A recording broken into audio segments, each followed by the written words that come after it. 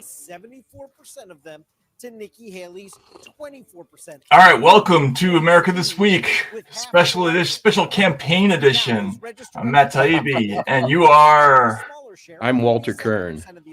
Walter, how are you doing? Can everybody hear us, first of all? We got the audio all right this time? Slightly narrower margin than Trump is winning Republicans, and they're a slightly smaller group. So this is a very different situation from our last show. Walter? Yeah, can you hear me? Yes, I can hear you. Can you hear me? Yeah, I'm going to have to wipe off my thing here. There we go. There we go. This is great broadcast right here. Yeah. Okay, now rocking and rolling.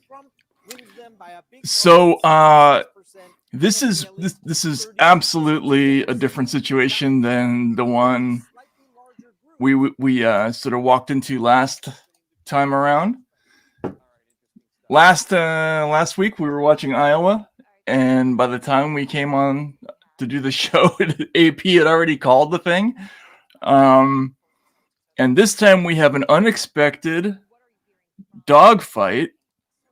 And here, let's look at the.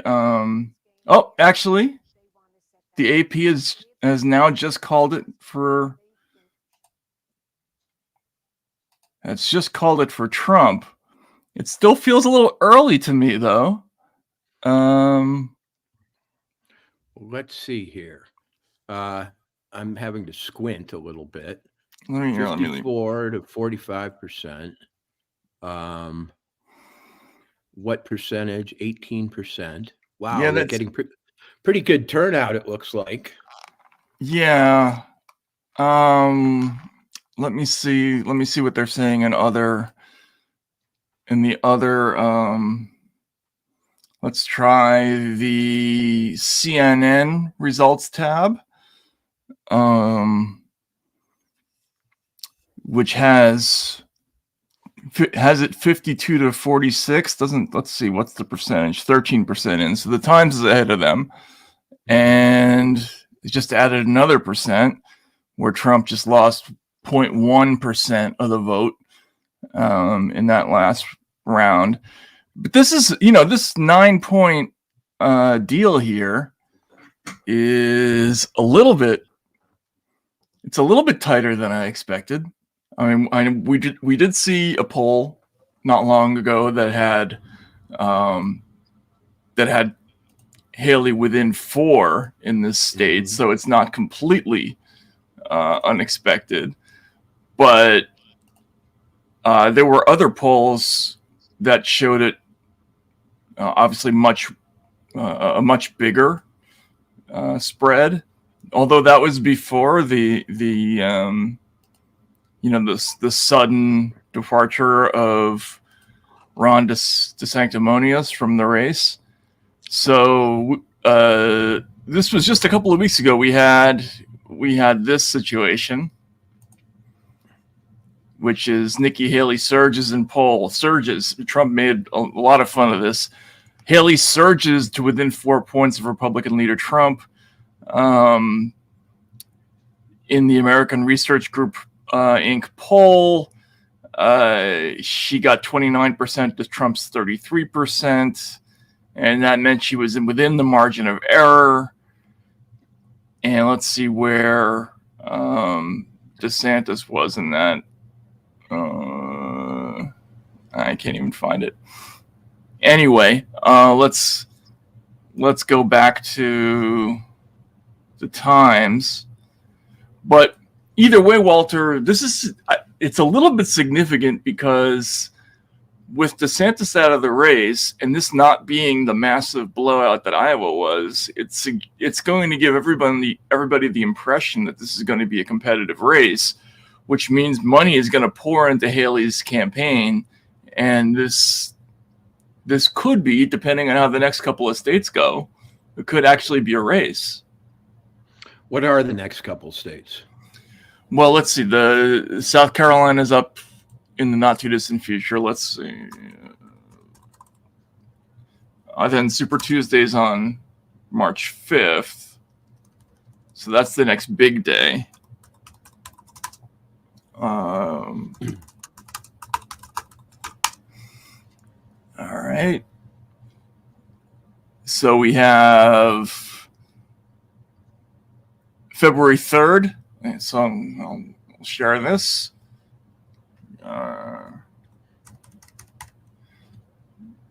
February 3rd. We have these. No, that's only the Democrats. So Republican caucus in Nevada, Virgin Islands, South Carolina, Michigan, and then March 2nd has 5 more, and then the big day is Super Tuesday, the 5th. So yeah, I don't know, Walter. I mean, I think honestly, oh yeah, South Carolina is going to be the 24th. So that's your next big day, is South Carolina, Michigan, and Nevada. Well, I don't know what historically constitutes a blowout or a close race. But it does seem clear to me that, once it's down to 2 and there's some competition, and one of them is Donald Trump, who, people want to see gone. The people who want to see him gone want to see him gone, and the people who want to see him stay want to see him stay no matter what. And they've thrown everything they can at Haley. She's 10% behind, it looks like. So yeah, with money and no one else to get in the way, it's probably going to go on a bit longer than people had anticipated. Yeah, and maybe just for context's sake, it might be worth going back. Hang on a sec. And looking at this little doodad, and we can listen in and make fun of CNN and MSNBC in a second here, but it's a day without sunshine unless we do that. Right. So this is the results from 2016. Now, this race is different because Trump actually wasn't scoring all that high, even early. Iowa, he didn't win. He lost to Cruz. He won in New Hampshire by a fairly significant margin. Then won in South Carolina by a more modest margin. But he had a bunch of different competitors. Rubio, Cruz, Kasich, they were all still in the race at that point. And then there were, some contested primaries after that. He loses Alaska, lost Minnesota to Rubio. I don't remember that. Lost Oklahoma, lost Texas. I do remember that. So, but there was never any sense at any time during the 2016 primary that I thought Trump wasn't going to win. So, but this injects a tiny bit of uncertainty into this thing for me. Yeah. I don't know. Well, is it proportional here? Does she get delegates in proportion to her votes? Let's see. I'm not sure. Let's see how it looked. Yes, you do get delegates. So like Trump lost in 2016. He got 11 delegates, and Kasich got 4. That was the high point of his political career. And Cruz got 3, et cetera, et cetera. So that's what's going on there. So let's listen into. Do you want to listen into some CNN? What do you think? Well, yeah, but I have a couple of questions. First of all, sure. I've seen on X that they're running out of Republican ballots in certain polling places. Have you seen that? No, God. All right, so it's already starting? Yeah, exactly. And there was the claim going in that Democrats or independents were going to change hats and vote for Haley. There was encouragement to do that, apparently, allegedly. So I imagine we're going to see some people opining that Haley's performance is augmented by that strategy. But Right. That's interesting. I mean, the Biden thing is, you got to admit, it's pretty funny. What's going on there? I mean, they basically, he boycotted basically this election, and he still won it, by a fairly healthy margin. Let's see. I'm looking for ballot conspiracies in New Hampshire. Running out of ballots. Okay, I see that's happening, and they're talking about that in the Charlie Kirk show. But let's see. Ballots. So they're running out of ballots in 10 places: Hanover, Hopkinton, Holderness, Amherst, Brentwood, Concord, Hollis, Newmarket, Wyndham, and Manchester. So, some of those, by the way, those are some of those liberal areas that Blake was just talking about, that suddenly they said they undercounted Republican ballots. Gee, I wonder why that might be. Wonderfully secure DP consideration. I certainly hope it decreases. Whatever happens, I hope it decreases. Jack, what's going on here? Are you looking at something, request for more ballots? Yeah, I'm getting reports that the New Hampshire Secretary of State says 10 communities, I don't know what that means, communities, have requested additional GOP ballots. So they're running out of ballots in 10 places: Hanover, Hopkinton, Holderness. All right, so yeah, that's just a repeating loop of that. Let's go to CNN and see what they're talking about here. Hang on. A few more months. Many Republicans are pretty much ready to see this thing settled. Can I tell you what the Trump team is worried about? And that's underperforming. They don't think he's going to lose New Hampshire tonight. And obviously we're waiting to see what the numbers show.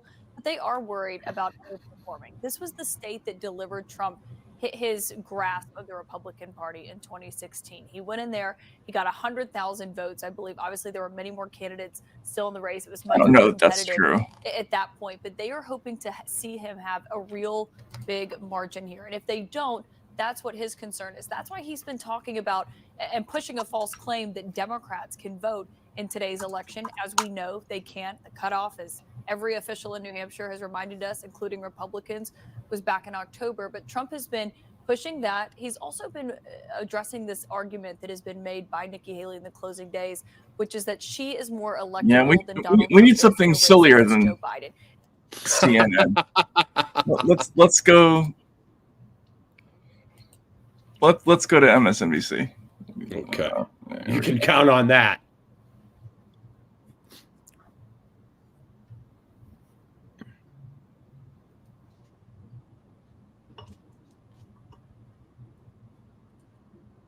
Oh, what happened? Can you not hear me? Am I not? No, I lost the. You lost the feed. Yeah.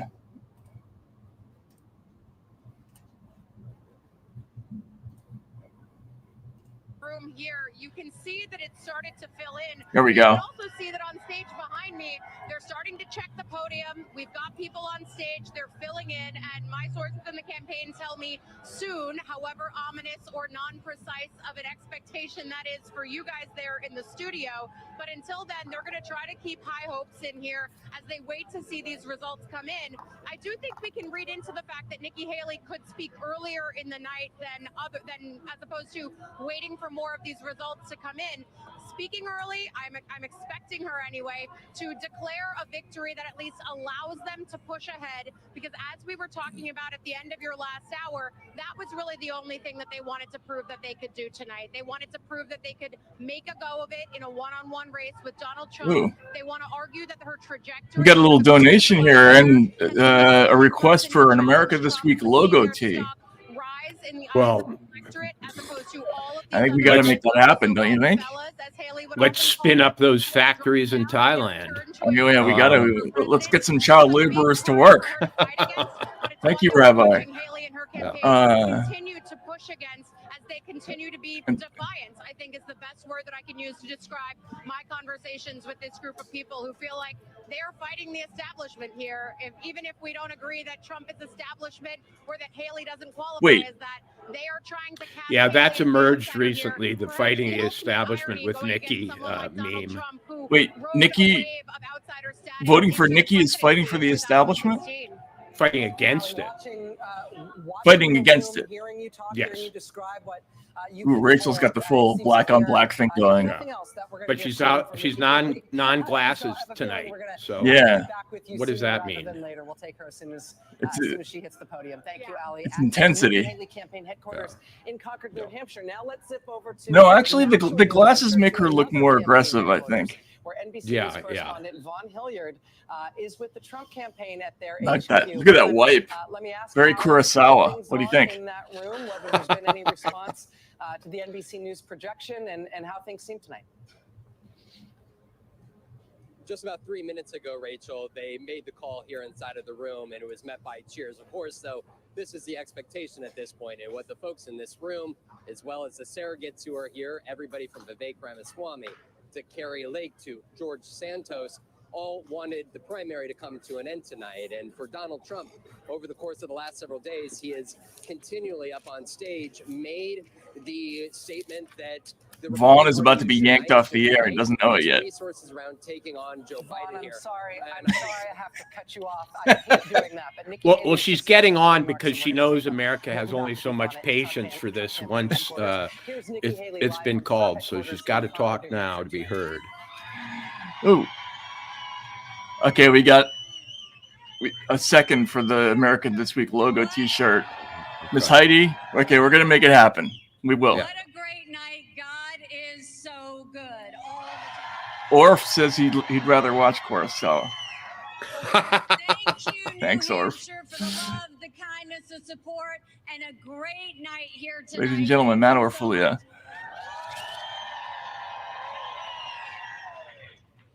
I want to first say thank you to my husband, who I know is watching right now. I love you. We're excited to have you. So what's her go-to speaking gesture? I haven't really got it down. Oh, Anna, what is that? Just giving me the support I need. You really pull on your family when something like this happens. Making fists and then spreading her fingers and then making fists again. Yeah. Yeah. I've noticed that she southerns herself up more outside of the South. Outside in New England? Yeah. The way they raised me to know that we lived in the best country in the world, but to also know that the best way you appreciate your blessings is to give back. Thank you, Mom and Dad. I love you so much.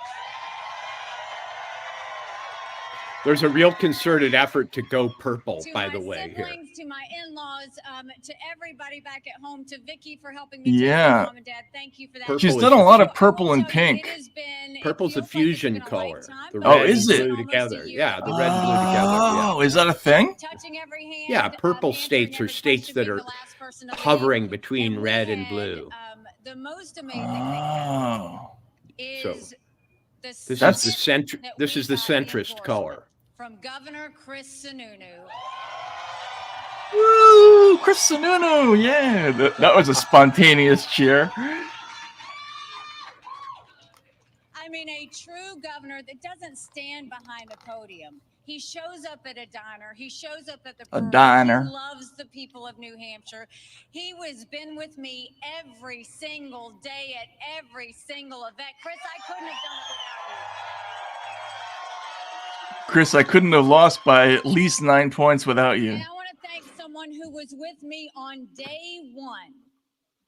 He's a patriot. He's a hardcore conservative. And he is my friend, General Don Bolduc. And Sharon, thank you so much.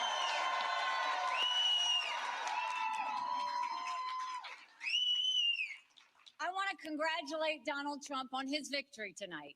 He earned it, and I want to acknowledge that. Now, you've all heard the chatter among the political class. They're falling all over themselves, saying this race is over. Oh, this is interesting. She's positioning herself as against the media grain. New Hampshire is first in the nation. It is not the last in the nation. Wait. This race is far from over. There She are might- dozens of states left to go.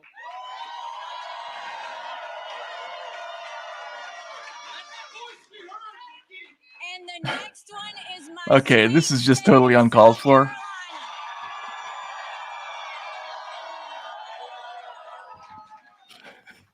At one point in this campaign, there were 14 of us Thank you, running, Wadeworth. and we were at 2% in the polls. Well, I'm a fighter.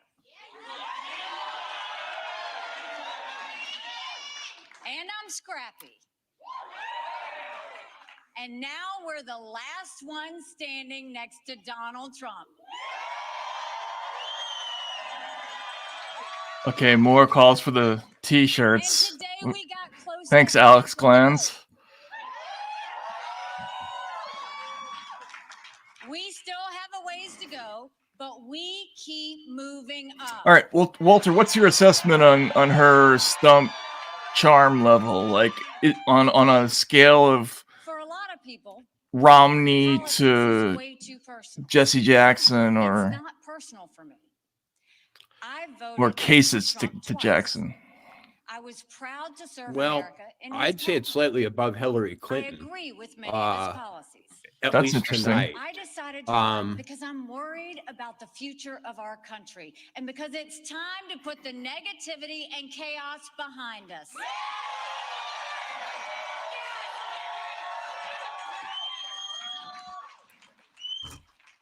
We have an economy that's Thank you, crushing Avatar. middle-class Americans. We have a border that is totally open and dangerous, creating a disaster in our country. We have schools that are failing too many of our children, and we have a world on fire with a war in Europe and the Middle East and a huge and growing threat from China. And then you look at Washington, D.C. See, I'm listening here, Matt, to see if she puts any actual We substance have a between herself and Trump. that fights And I haven't about heard her everything do that yet. and accomplishes No, she's trying to make herself the We have Joe outsider, Biden in the White House making one but bad it's decision totally after another canned. when he's making any decisions at all. Oh, got a shout out for Our County country Highway is in here. a real mess. Right on, baby. There you go. Somebody says more war. I'm not sure that's exactly what she said. I think it's what she meant when she said the world is on fire. I guess she wants to put And the those out question is, with more who's fire. going to fix it? Yeah, that's how you put out fires, right?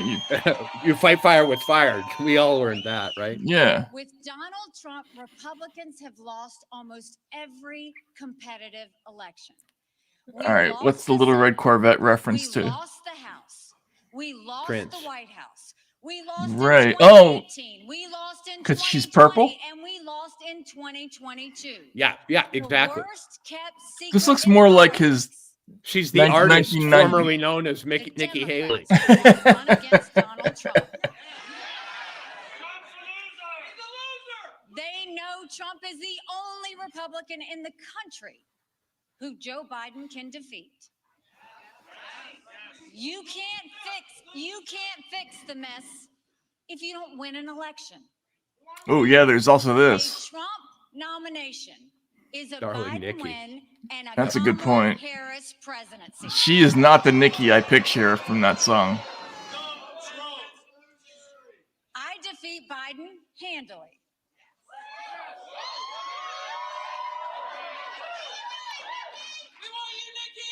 With Donald Trump, We want you, Nikki. you have one bout of chaos after another. This court case, that controversy, this tweet. Paul that B says major Hillary vibes. can't fix Joe Biden's Yeah, I'm getting chaos major with Hillary Republican vibes too, chaos. actually. Yeah. Well, So I don't know if it's a winning thing The on the other day, Republican Donald side Trump to accused me of not providing say security at the Capitol he's on January having legal 6th. problems when those are perceived as coming from the other side. I thought that was one of DeSantis's problems, that he seemed all too eager to harvest the benefits of Trump's difficulties, right, rather the than- ill-gotten gains. rather than speaking out against them. But she seems to be, go legal problems. Trump is chaotic. Trump is, uncertain, unlikely to beat Biden. The polls don't show that, by the way. I mean, they show him beating Biden, and they may show her beating him too. I think they do at the moment. But, those head-to-head polls, which we discussed last week, which are strange, hypothetical, and rather meaningless, especially in February. But what I'm hearing is she's slightly more war-oriented, and she's got her shit together in a way that Donald Trump doesn't. That seems to be the appeal. I mean, so here's what she has going for her. She's not an utter disaster on the stump. So she's not Jeb Right. or Kasich. And there's not a and she does poll well against Matt. The person I'm seeing tonight with a little bit of wind in her sails and a little excitement is a slightly more energetic and appealing candidate than I've seen before. I have admitted that I'm almost allergic to her, but yeah. But my allergy isn't being stimulated to the point of, sneezing fits and eye watering tonight. This is as good as I've seen her. Yeah, perform. this is a pretty slick Republican, middle of the road establishment, centrist candidate who has made an interesting choice of dress. I think a little fashion forward for a Republican. I kind of approve, actually. Yeah.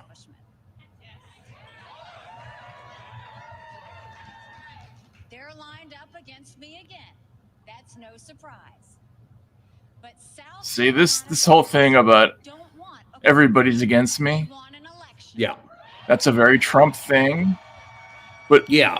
But it's not real though. It's bullshit in her case. Yeah, but America doesn't know that. I mean, we know that because we know who her donors are and what her positions are. But, we're in an upside down world in America now, and who can be the victim most successfully is who can be most successful in general. And so I'm not surprised she's folding in a little of that underdog energy.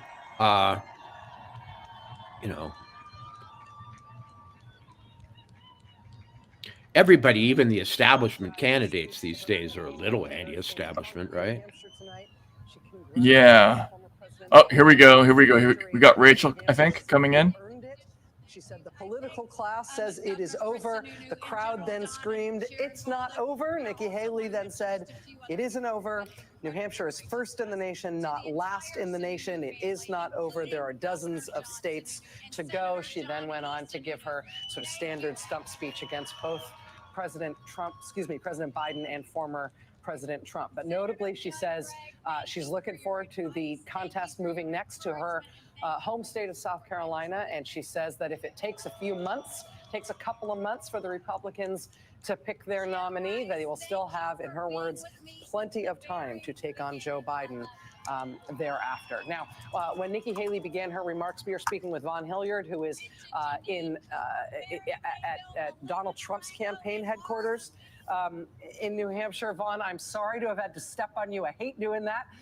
You were giving us, before Nikki Haley started, she's going to go back to Vaughn just to be nice. Sense of what's Here we happening go. in the room there at Trump HQ and what you're hearing from the campaign. Right, Rachel, at this point, we're waiting for Donald Trump now to take the stage now that Nikki Haley has given her remarks here. For Donald Trump and his campaign, they have maintained that a win would be a win here, but they clearly wanted to end this tonight. Donald Trump on stage at his closing primary eve rally in Laconia, New Hampshire, saying that he sought to end this Republican primary today so that they can focus the party. Walter, I'm going to cut off Vaughn here for a second. Yeah. Hang on a second. I have things to say now. Oh, you do? Okay. Just quickly though, I want to show the most recent polls from South Carolina for the Republican primary, which are interesting because with DeSantis still in the race, he was up 30. So that's not, I would say, normal for a state where you're talking about your former governor, but it's interesting. That means that's going to be a very significant race then, the upcoming South Carolina thing, because if she can't win that, then I think the donors are going to have a pretty tough time convincing themselves that there's a point to sticking this out. I'm sorry, go ahead. Yeah. Well, last week we discussed the mystery of whether donors get something from contributing to a losing candidate, and you seem to believe that they do, and I think they probably must, since they go on even to the point of futility. But I'm going to stick my neck out and say there are no other opponents to Donald Trump, the dictator, the guy who has 4 legal cases against him, etc. 120 counts, and they can't come within, and they're maybe 10% short of beating him. That strikes me as more interesting than that she may be outperformed by 5%. Yeah, I mean, and she might not even have outperformed, frankly, right? I mean, if you figure in that we didn't have any data on what this race would look like if DeSantis wasn't in it. And I don't quite understand New Hampshire as a polity, as a group of voters. I would assume that New England is more liberal than not New Hampshire. Well, the cities of New Hampshire might be. I don't know. I mean, it is the free state of New Hampshire. You're right, but it was a 3-person race before. It was a 4-person race a few weeks ago. Vivek left without much to contribute to Donald Trump. Since he was basically aping Trump in terms of policy, I would imagine Trump got all his votes. And Haley and DeSantis, who beat her in Iowa, combined, and yet can't get within 10% and can only get within 10% of the front runner. I mean, I don't know how to play this expectations game that they always play. I'm the kind of guy who goes, a win is a win. Trump will come out of here claiming victory, rightly. I don't know exactly by what percentage, as I say, she outperformed expectations. Trump really embittered the DeSantis voters. He did. I mean, I don't think, despite DeSantis's lukewarm endorsement of Trump, many people came together. Did you see Trump calling him a really terrific guy yesterday?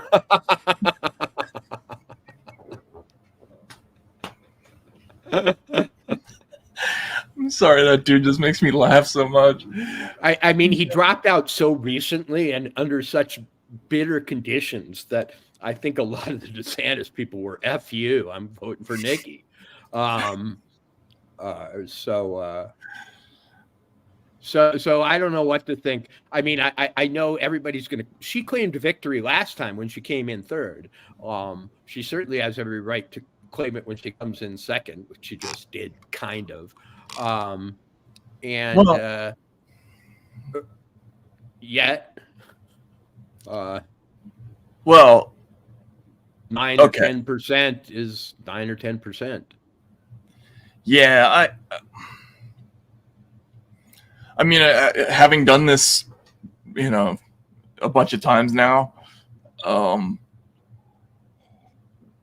I basically just think of in terms of how much money do they have left, because that's what it comes down to in the end, right? Like these campaigns will go on as long as they're funded, and the funding is dictated by the results.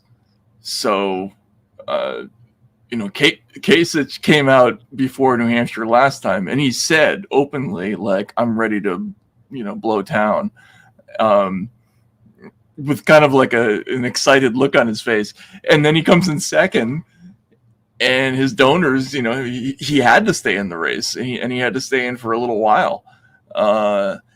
So results and the level of results, they do matter to a degree. Sure. With this particular situation, though, I mentioned this yesterday, or I think maybe this morning, that it was a little bit like the Super Tuesday thing last time, where for the Democrats, where all of a sudden there were dropouts and people throwing their votes to other people, and instead of Bernie remaining a very viable candidate, or even winning outright, he was suddenly beaten by the consolidation of support behind Biden. All that stuff can be orchestrated behind the scenes. That's clearly what didn't happen in 2016 with Trump, when all those different candidates, they worked against themselves, and Trump managed to basically win the nomination, hanging around 30 to 35% for most of the early part of the race. And this is when his negatives were much higher within the Republican Party. So this particular situation here, I think you're right, actually. It's less impressive. They're going to play it like it's a big win for Haley, but really, I think she probably needed to win this thing. The only thing is that it will give some donors the impression that she's viable, so she's going to hang around for a while. Well, and also it's going to affect the media narrative, because, of course, now we have a kind of we've got a gender bifurcated race, a woman against a man, a woman against a man who's thought to be anti-woman by some. So, and a woman who has positions that are much more aligned with those of the cable news and mainstream newspapers than Trump. So despite her claim that she's this anti-establishment candidate. She's going to get pretty good coverage from the likes of Rachel. Rachel's smiling tonight. I think she's pretty happy. Rachel looks ebullient tonight. Yes, exactly. Because they're going to have this drum to beat Trump with. We're going to see him accused of misogyny. We're going to see him. Haley has been recently playing up her status as a child of immigrants. So I think MSNBC is going to be pretty happy with this. They finally got something that they can get some mileage out of. Unfortunately, no Republicans watch them. Right. Well, let's listen. Take a listen to hear what Alex is saying here. Chris Hayes, of course, is playing the mute male very well, as he always does. In a primary process where nativism and xenophobia and latent, if not explicit, racism has proven to be mana, I think it's going to get really. Mana? To make, as she made in her speech tonight, She's got that mixed up with mañana. It can take a couple of months. We'll still have plenty of time to take on Joe Biden. What is unsaid there is we don't have to decide this right away. Our guy might be going to prison. It'd be good if there was somebody else running against him still at that point. So we still had an opportunity to choose somebody else before the Wait, what's the Steve McQueen movie where he's wearing like a black turtleneck and a jacket? The Thomas Crown Affair? No. Republicans have chosen Donald Trump as their guy. Where he plays a diamond thief? No, or an art thief? Might have been Bullet. Hang on. Big Nikki Haley New York donors. They're giving her lots and they'll continue to give her more. But the issue is, Yeah, I think it's Bullet. Hang on. George Bush Republicans waiting for their moment to come back, and they're not. Right? When you look at how Nikki Haley performed tonight, Republicans didn't vote for her. These George Bush Republicans might have money, but they're not Republican voters. And it was independents that helped her tonight. And that's the issue for Joe Biden to focus on, his messaging. And when she says things like the economy is crushing the middle class. Wait, weren't we just told that independents couldn't vote for her, or certainly Democrats couldn't? To convince Americans of that. But you know what? Like, can I just give this sort of the donors who are in La La Land, I don't know, dreaming that they can go back to a George W. Bush? Can I just give you the case that they are probably making to each other? Yes. And that you're probably hearing. I don't know if you're hearing it, but you can tell me if I'm wrong. The case they're going to make is 2008, and the case is about delegates. Right? So if you go back, let's go back to May of 2008. Oh, Rachel humor. What was the fight in the DNC? It was about Michigan and Florida having gone early and having lost all of their delegates because they went out of turn. Hillary Clinton then gets to May, and Barack Obama is real close to clinching the magic number of delegates, right? So they have this huge fight over whether they get half delegates or whole delegates. Why was that a thing? Proportionality. The case that can be made, if you want to live on the planet that says that you can take down Donald Trump with a former South Carolina governor who, as Lawrence O'Donnell said, has governing experience. She was at the United Nations. Say what you want about her politics, but she seems normal to most people and would probably be a fairly strong general election candidate. The case you make is that she can thug it out if she wants to through July, even losing South Carolina, which is a winner-take-all state. Did she say thug it out? Thug it out, yeah. Ironically unfortunate for her, most of these states are proportional. Oh, someone's saying that they can't hear. Out of Nevada because she's not in the caucus, she's on the primary ballot. So that's those 26 delegates. Trump's going to get those. The 50 delegates in South Carolina. I mean, this is a highly evangelical state. She could lose her own state. But a whole lot of these other states, let's talk about Michigan, let's talk about Wisconsin, let's talk about Missouri, let's talk about North Dakota, let's talk about who's Captain Binghamton? Virgin Islands, 4 little delegates. The way that proportionality works in American politics is that you can We're being trolled with creep esoteric movie references. And what here. Barack Obama did in 2008 is he overtook Hillary Clinton through a series of including Michigan and Florida. Oh my goodness. Losing half their delegates. They wound up making a compromise. They got half of them back. But he delegate creeped his way in small states, getting proportional. It's hard to get that right when you make it up. That's Captain Binghamton from McHale's Navy. Boy, it's true. It is. If they put the hat on, it would be a dead ringer. If he gets right? convicted, Where is he? Did he disappear? Is he still on the set? He's there in body. Isn't 2008. Right. His Because the mind case that you is just made, Right, I right. can guarantee on none a of those 4-year donors trip who I to spoke to tonight know a He looks single like he's bit wondering about whether it. he's But they have whether he's empty parked pockets, legally. and they know Donald Trump Sounds is like donor. facing 91 charges. But don't they want And He's somebody about to in go the on a convention tri-state that killing actually spree. You need somebody that's got delegates in hand at the convention. If In that's both cases, the same in the same day. It's the rapture. The rapture option, right? There needs to still be somebody. Yeah, she's got the bullet costume on. She needs to have the gun holster. Which Like, that's basically the plan. wanted to be, but he was such a poor candidate who blew all of his money on private jets. There's Nikki's no just reason getting for warmed Nikki up Haley raising to money get out of the at all. race ever, unless by the time we get to the election, or by the time we get to the general. Okay, yeah. Chris Hayes is Binghamton. And that, if nothing else, has been established. County dries up. In fact, nothing else This is a real has thing. been Yeah, established. I mean, she's a member of the Republican Party, presumably wants a future in the Republican Party, and usually what ends up happening is that people come and start to send some message. And it's not like the Trump people are like going to be subtle about that pressure. The pressure is going to be unbelievably intense. But it's going to be unbelievably intense starting tonight. I mean, you know what I mean? Like, it's not going to get. I think you're right. I just think fire hose versus fire hose. I agree. I just think it's look. Clearly she came out of the gate tonight to speak early to send one message, which is I'm not getting out. Right? Like everything about that speech was to the donors in that room, to everyone else was no, this is not like I'm fighting. And in fact, I think she turned up the attacks. There's a little bit of like burning the ships. Yeah. Because she turned up the attacks on Trump Burning the more ships. than I've seen her in what will be her probably biggest national audience than she ever has, again, to reaffirm she's not getting out tomorrow. Everyone's just waiting for him to shut up. I love this. She has to right now, if you're her. A, she's the last option left. B, she wants to preserve maximum options for herself.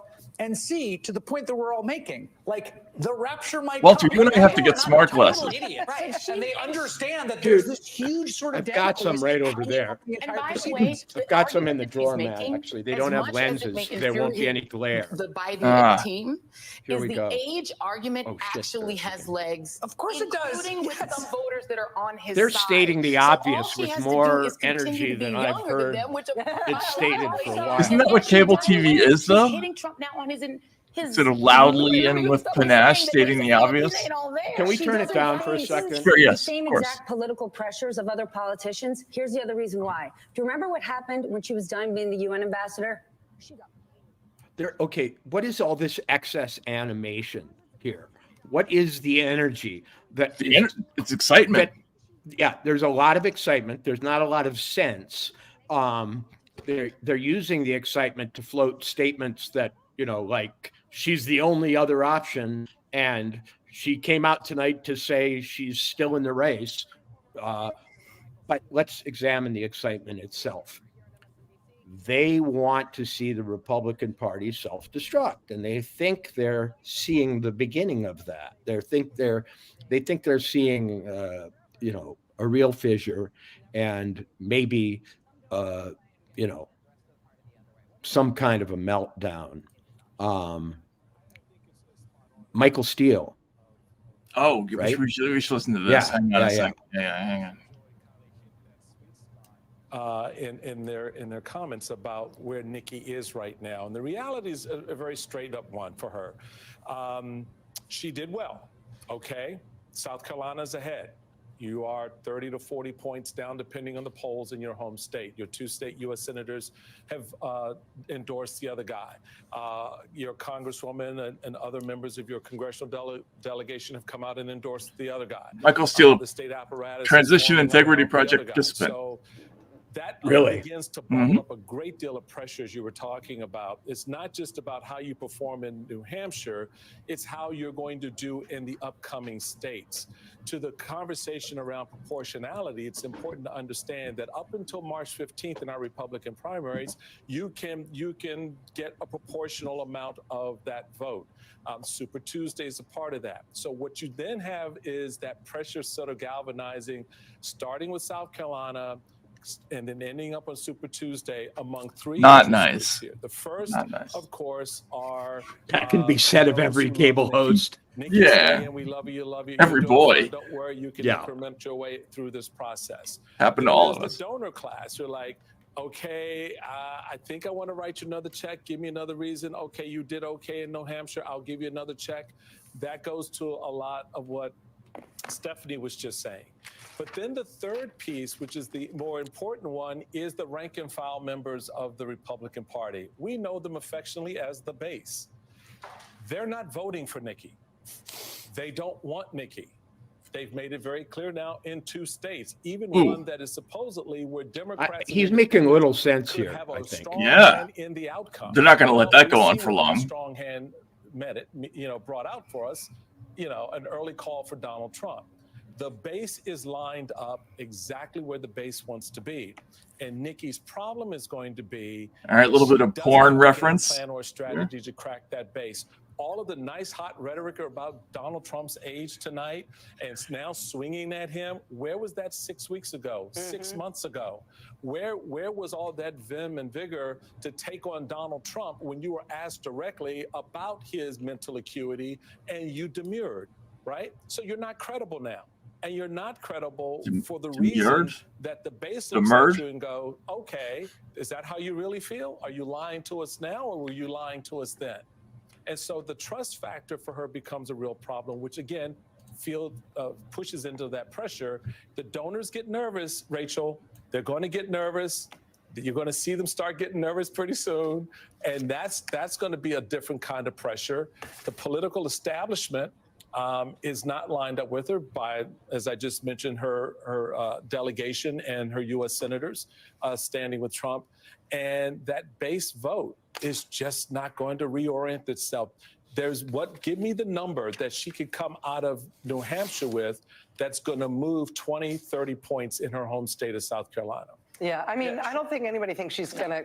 She can't win. She can't win in South Carolina. So the question is, how does she move forward and how does she resist the pressure to leave? And my question, Michael, I mean, she has had a lot of money in this race, even though she hasn't been contending with Trump. He just rained on their parade. How come she's not on an anti-Trump ad? Now they're all sad. I mean, we've seen her start to criticize Trump in her speeches and in her remarks, but has there been a Nikki Haley negative Trump ad? And will that start? And will that make a difference?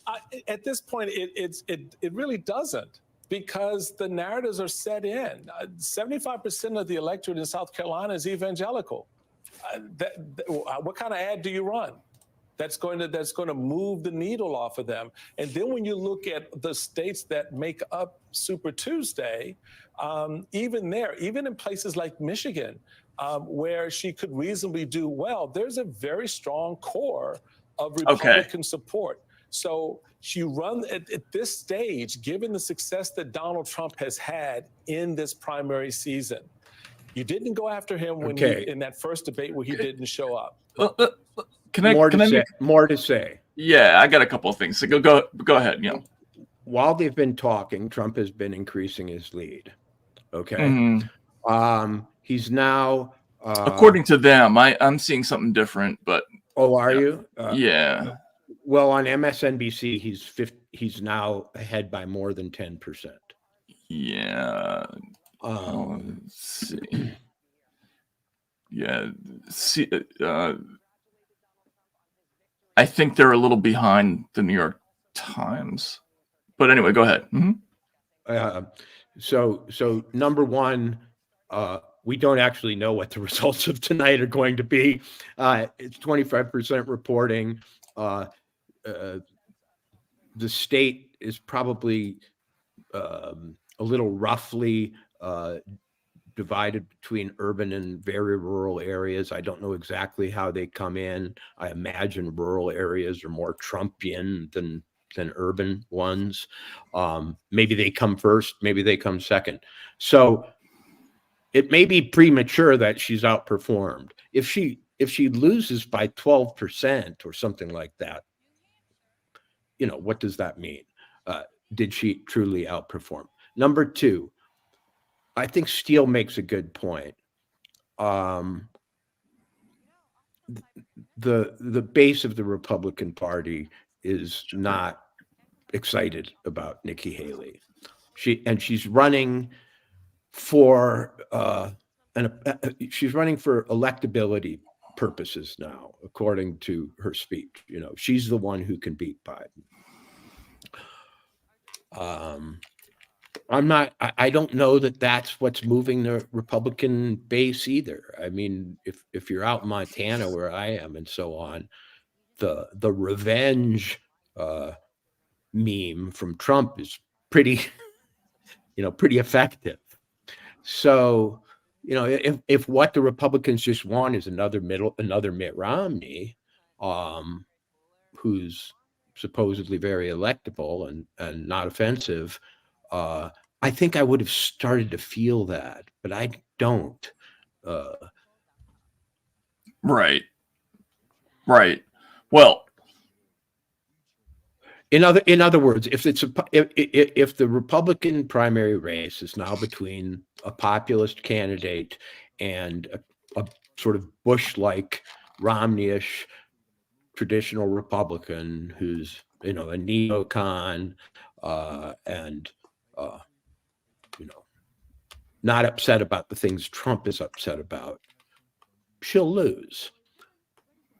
Which tells me that really this is a secret waiting game for Trump to get into so much trouble or to shoot himself in the foot that she inherits the situation. Well, I mean, that could be the case, but we're hearing all these stories about you know, private equity donors who would normally give to the Democrats giving to Haley. Would they be doing that if they thought she had her? I mean, maybe what that is that they actually want her to be president, because if she gets in against Biden, you know. Or let me suggest the, you know, unthinkable for a lot of Republicans. She's running for vice president still.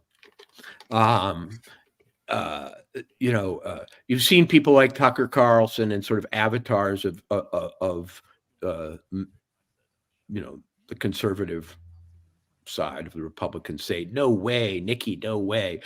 Trump has even started, you know, explicitly ruling her out.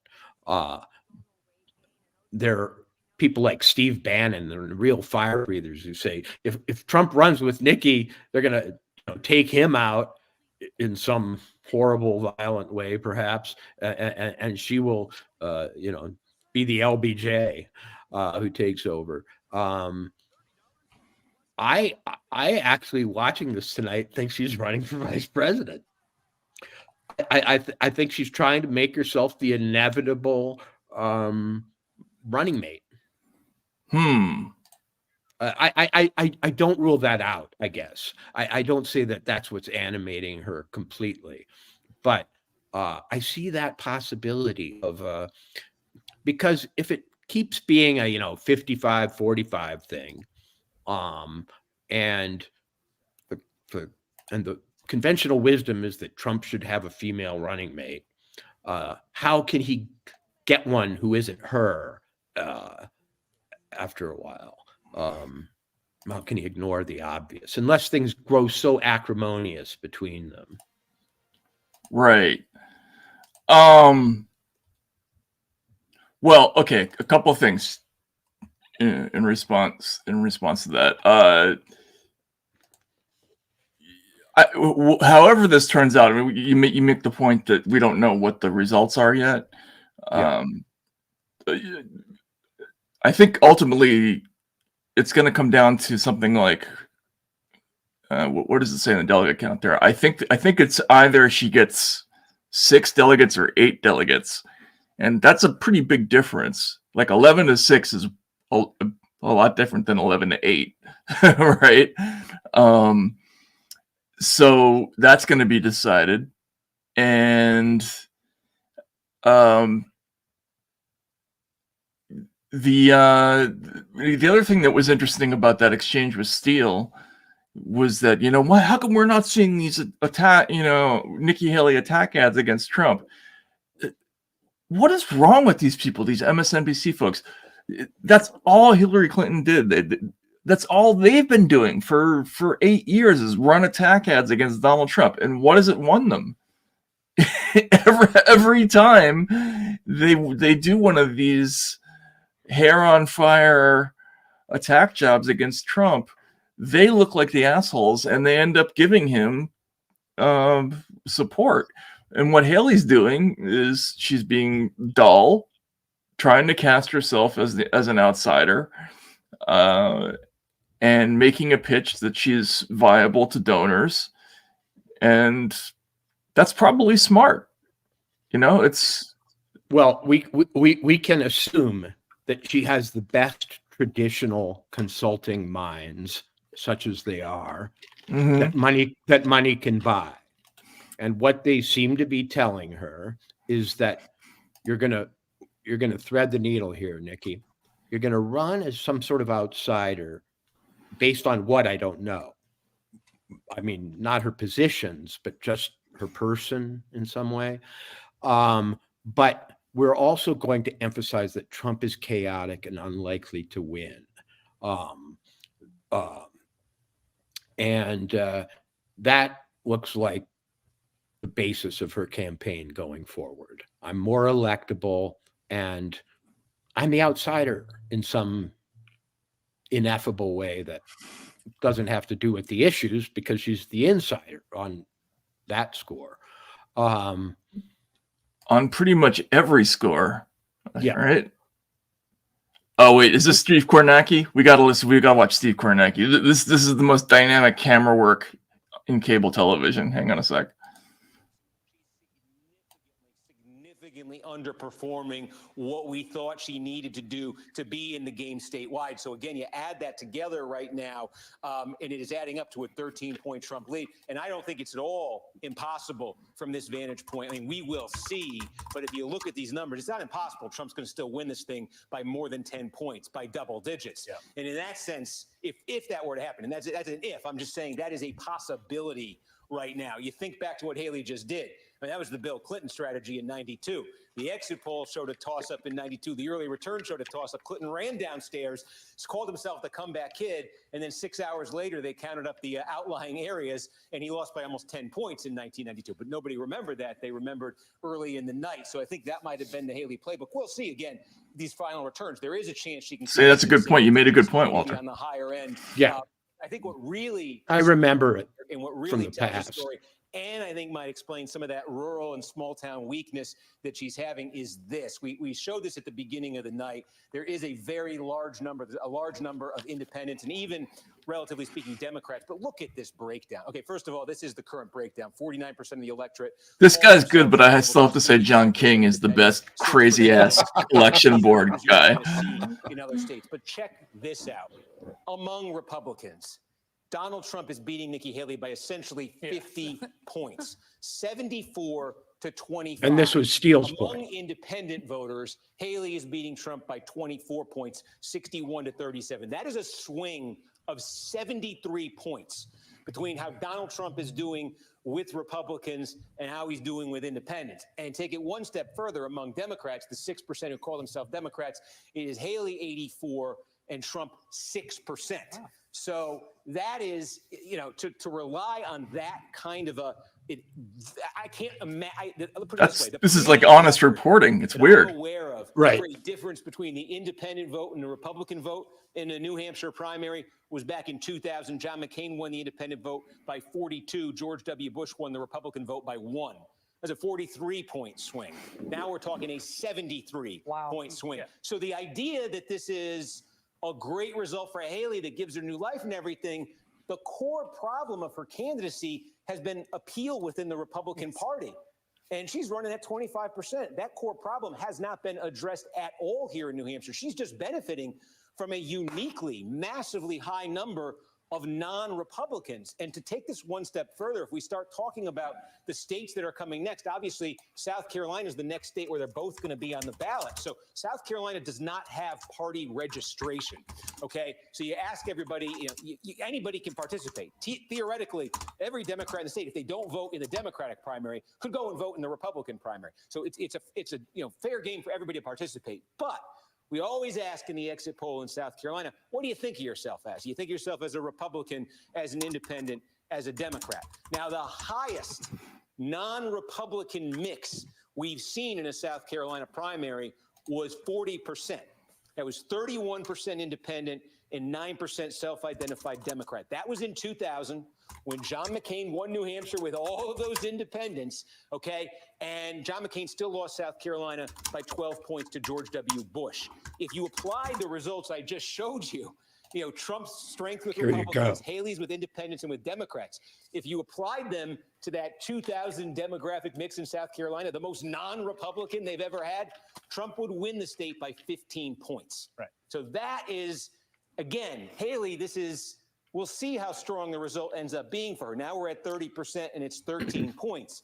But just thinking of South Carolina and then thinking beyond, because what happens beyond South Carolina, when you get to Super Tuesday and the big, massive states, they're not necessarily, or on paper, winner take all, but in a two-person race, which is what this is, they functionally are.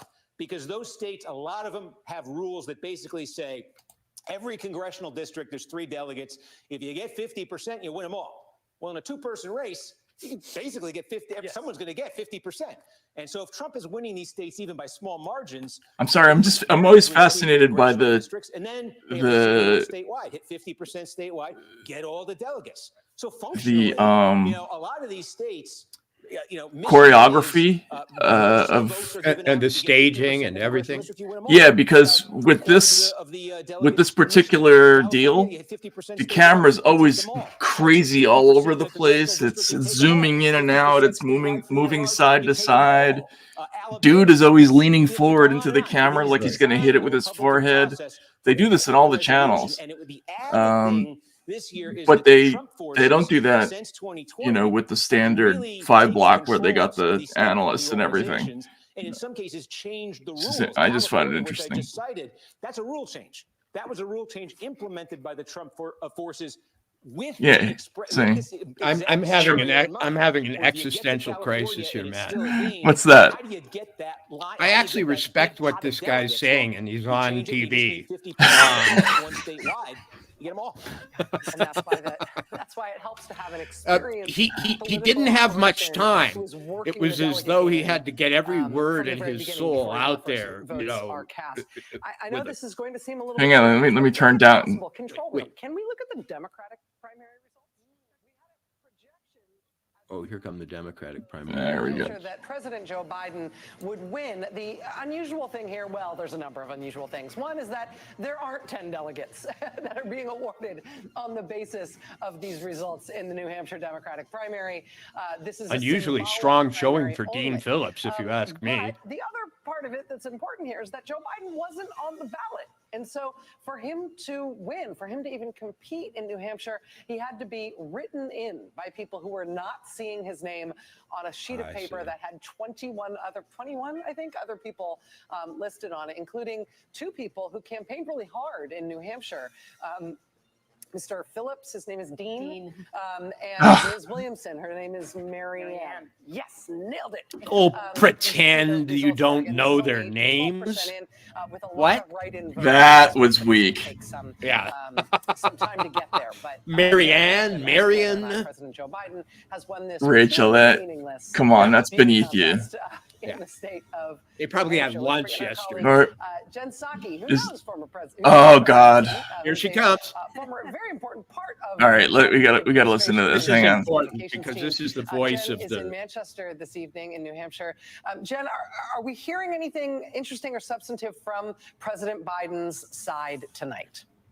I mean, there are statements flying out from the Biden team tonight. None of them have anything to do with the outcome in New Hampshire tonight. I'm sure they're relieved of what the outcome was on some level, but they're ready to move forward, basically. So, Rachel, a couple statements, one from the campaign out tonight, which indicates to me that they are moving to the general election. Whether Nikki Haley is staying in or not, they are moving on to the race against Donald Trump. And let me read you just two of the key sentences that stuck out to me. The first is, tonight's results confirm Donald Trump has all but locked up the GOP nomination, and the election-denying anti-freedom MAGA movement has completed its takeover of the Republican Party. Lots of messaging in there, obviously, but they're saying we're running against him. The last line of the statement is, one thing is increasingly clear today. Donald Trump is headed straight into a general election matchup where he'll face the only person to have ever beaten him at the ballot box, Joe Biden. So the race is on for them. They're moving to the general election, whether or not Haley stays in. The other statement that came out from the White House tonight, Rachel, was from the president. And this was about news that leaked earlier this evening. My hunch here is this was not their intention for this news to get out today, which is that Jen O'Malley Dillon and Mike Donnellan, two very close advisors to the president within the inner circle, are moving from the White House to Delaware to help play senior roles on the campaign. So lots of news, lots of reaction, none involving the New Hampshire outcome. Well, but involving the New Hampshire outcome on the Republican side. I mean, Jen, that's true. I mean, we're very focused tonight on Nikki Haley's prospects. Okay, and how, can I interrupt for just a sec here? Between her and Donald Trump. Steve Kornacki just. So I find it very confusing to see the White House spokesperson posing as someone who is not the White House spokesperson, reading the White House press release and commenting on it as if she works for MSNBC. Don't you realize that, Matt? Right. I mean, how are we supposed to keep track of these? Are these supposed to be actual distinctions? I'm not. Right. I find that really that all went by a while ago, man. I mean, she is the White House press secretary with the MSNBC assignment. They now have press secretaries on all channels. But why is she wearing such a decided red outfit too? I don't know. Red on red. Yeah. It's to counter Rachel's black on black thing. I don't know. Right. Maybe it's like Tron or something. Okay, so basically all the glee that was felt earlier in the show about Nikki versus Trump and Nikki's hanging in there and this could be a real race and so on is slowly going by the wayside, right? Because now the White House is saying Trump won. This means he's going to be the candidate, which is a little strange. It's strange that they're not saying Trump underperformed, but I guess they don't care. No. They need to be campaigning against Trump. What message do they have if they're not running against Trump? Well, they could say even Republicans don't like him. He's so toxic that even his own part. But because last week they were saying 50% of people voted against him in Iowa, right? I mean, the party line from the Dems last week was that Trump wasn't popular within his own party. Why aren't they doing that again this week? Yeah, but they don't have any. They have no talking points if Trump is not the candidate, right? I mean, yeah, but they might try a death by 1,000 pinpricks for a little while longer. I mean, it's only February. Why not go with the continuation of their Iowa theme, which is that even the Republicans don't like Trump. He's so extreme. The MAGA movement is so outre and ridiculous that he was almost rejected tonight. Instead, they're like, on to the campaign. So, yeah, but they can't. If Nikki Haley is the candidate, they can't talk about, vote for us to save democracy. Right. And that's the only thing they've got. I mean, the campaign, the DNC sends out this thing called Talkers Top Lines to other Democratic politicians and to select friendly journalists, and I've been getting a peek at those lately, and every day it's the same thing. It's, they a couple of days ago, it was time and again, voters have rejected the existential threat to freedom and democracy that Donald Trump and the MAGA Republicans represent. And then they'll have a little section called content to amplify, and it'll be Vanity Fair's "There is no both sides to Donald Trump's threat to democracy." They sent out a memo. They leaked a memo to CNN a couple of weeks ago about the threat that Donald Trump posed to American democracy. We're protecting American democracy. Donald Trump wants to dismantle American democracy. I mean, that's all they've got. It's the only message they've got. And so, I know that, but you do remember how in Iowa they were construing Trump's record victory as almost 50% of the people voted against him. Right. But they're not doing that again tonight. They're not saying 40-something% of Republicans or whatever people who voted in this primary voted against him. Now suddenly they're like, it's obvious that Trump's going to be the nominee. If I was Haley and her people, I'd be saying, oh, look, obviously Biden wants to run against Trump, and I'd be using that. They're afraid of us. They want to skip over this primary. They want to skip over the possibility that I'll be the nominee because they're so much more confident running against Trump than me. That's what I'd be writing if I was her tonight. Well, they wouldn't be wrong, would they? For them to say that? You think Biden would rather run against Haley than Trump, or Trump than Haley? Yeah, I think so. Don't you think? It's unclear to me. I suppose maybe. I mean, it's tough. I mean, he's compared to what he was in 2020. He's a shit candidate compared to what he was even 4 years ago. The unknown gets a very big bump. There was COVID last time. He wasn't campaigning. Now, I mean, all he is a meme. He's a guy who falls. And you're talking about Biden, yeah. Biden, and he loses against basically anybody who can, write their name in the ground with a stick.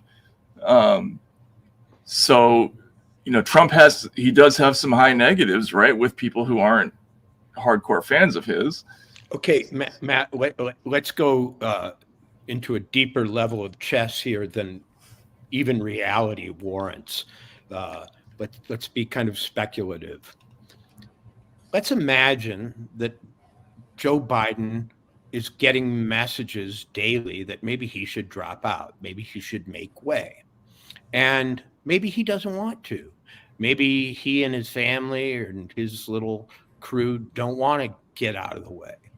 And so they're sending a message tonight that we beat Donald Trump in the past.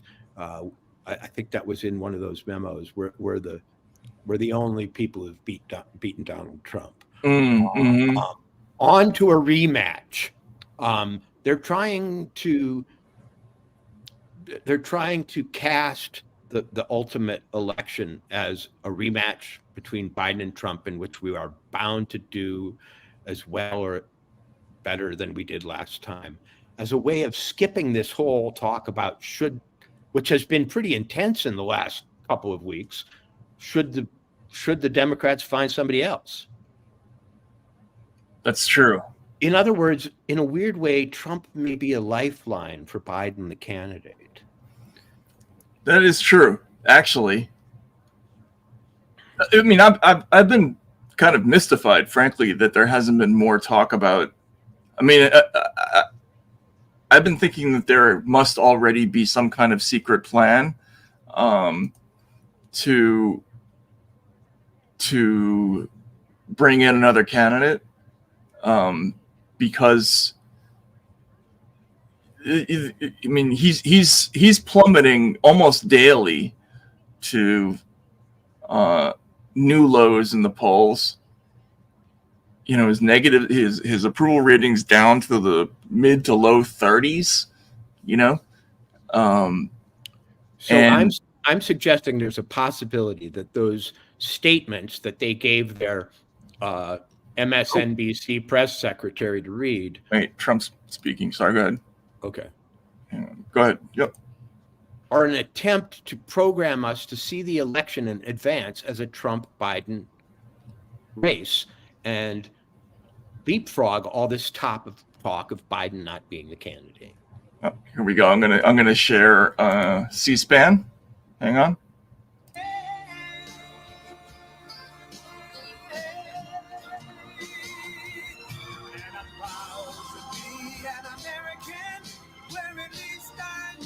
There's Vivek, pride of place. Kremlinology says Vivek and Tim Scott are in the running for something.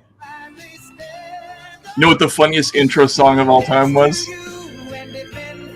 Joe Lieberman used to use "Start Me Up" by the Rolling Stones, not knowing that the last line is "You make a dead man come."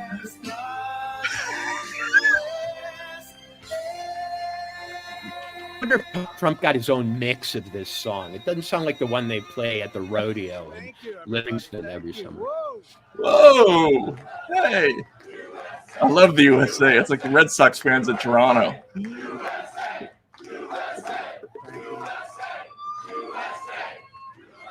Well, I want to thank everybody. This is a fantastic state. This is a great, great state. You know, we won New Hampshire 3 times now. Three. We win it every time. We win the primary. We win the generals. We've won it, and it's a very, very special place to me. It's very important. If you remember, in 2016, we came here and we needed that. It was very interesting because I said, wow, what a great victory. But then somebody ran up to the stage all dressed up nicely when it was at 7. But now I just walked up and it's at 14. But she ran up when it was 7. And, you know, we have to do what's good for our party. And she was up and I said, wow, she's doing like a speech like she won. She didn't win. She lost. And, you know, last week we had a little bit of a problem, and if you remember, Ron was very upset because she ran up and she pretended she won Iowa, and I looked around, I said, didn't she come in 3rd? Yeah, she came in 3rd. And then I looked at the polls. She was talking about most winnability, who's going to win, and I had one put up. I don't know if you see it, but I have one winnability. Put up. We've won almost every single poll in the last 3 months against crooked Joe Biden. Almost every poll. I don't think that's true. She doesn't win those polls. And she doesn't win those. This is not your typical victory speech, but let's not have somebody take a victory when she had a very bad night. She had a very bad night. And you have the now very unpopular governor of this state. This guy, he's got to be on something. I've never seen anybody with energy. He's like hopscotch. And, you know, I'm watching this guy, and 2 weeks ago I said, we're going to win in the landslide. We're going to win. About 3 days ago I started saying, well, we want to do. He broke the Adderall seal. That's a big difference. But I walked out just now. We're 14 points up, and I don't know what it's going to be. But when she was up here, it was like 6 or 7. Are they point? And, you know, with like 7% of the vote counted. Now, let me just tell you, we had an unbelievable week last week in Iowa. We set a record. It was the best in the history of the caucus, in the history. And I remember I sort of had the same feeling. I'm up and I'm watching. And I said, she's taking a victory lap. And we beat her so badly. But Ron beat her also. You know, Ron came in 2nd and he left. She came in 3rd and she's still hanging around. The other thing, she only got 25% of the Republican votes. I don't know if you saw that. Tremendous numbers of independents came out because in this state, because you have a governor that doesn't frankly know what the hell he's doing in this state. And he's on something. Primary, they accept Democrats to vote. In fact, I think they had 4,000 Democrats. This guy's the best candidate in America right now. Voted. Now, they're only voting because they want to make me look as bad as possible. Because if you remember, we won in 2016. And if you really remember, and if you want to play it straight, we also won in 2020 by more. And we did much better in 2020 than we did in 2016. But as they said, we lost by a whisker, just by a whisker. No. But we can't let that happen. You know, you have to have people that speak up. I said, I can go up and I can say to everybody, oh, thank you for the victory. It's wonderful. Or I can go up and say, who the hell was the imposter that went up on the stage before and like claimed a victory? She did very poorly, actually. She had to win. The governor said, she's going to win, she's going to win, she's going to win. Then she failed badly. Now I have here, if he promises to do it in a minute or less, but the only person more angry than, let's say me, but I don't get too angry, I get even. The only person, because he was there. Douglas, and I don't he know. did fantastically well, by the way, and then he endorsed I've been me. noticing that. And we don't have to talk about Tim Scott, who, by the way, just got engaged, we have to tell you. And that's more important than all of this stuff. But a man that got to know her very well is Vivek. I said, Vivek, go up and say a few words about it. He has to do it in 1 minute or less. And then we're going to just say, we had one hell of a night tonight. And one other thing before Vivek comes. Do you see that poll? We're going to put it up. We have beaten Biden. You could almost say, who can't? Who the hell can't? The man can't put two sentences together. He can't find the stairs off the stage. Who can't? Oh, do it. Vivek, 1 minute or less. Go do it, Vivek. This is interesting. What we saw tonight is America first defeating America last. That's what we saw tonight. If you want America last, you can go to Joe Biden. You got another candidate still apparently in the Republican primary. Cut your Social Security to fork over more money to Ukraine so some kleptocrat can buy a bigger house. Go to Nikki Haley. But you know who delivered a double-digit victory tonight? It is a double-digit victory as of right now.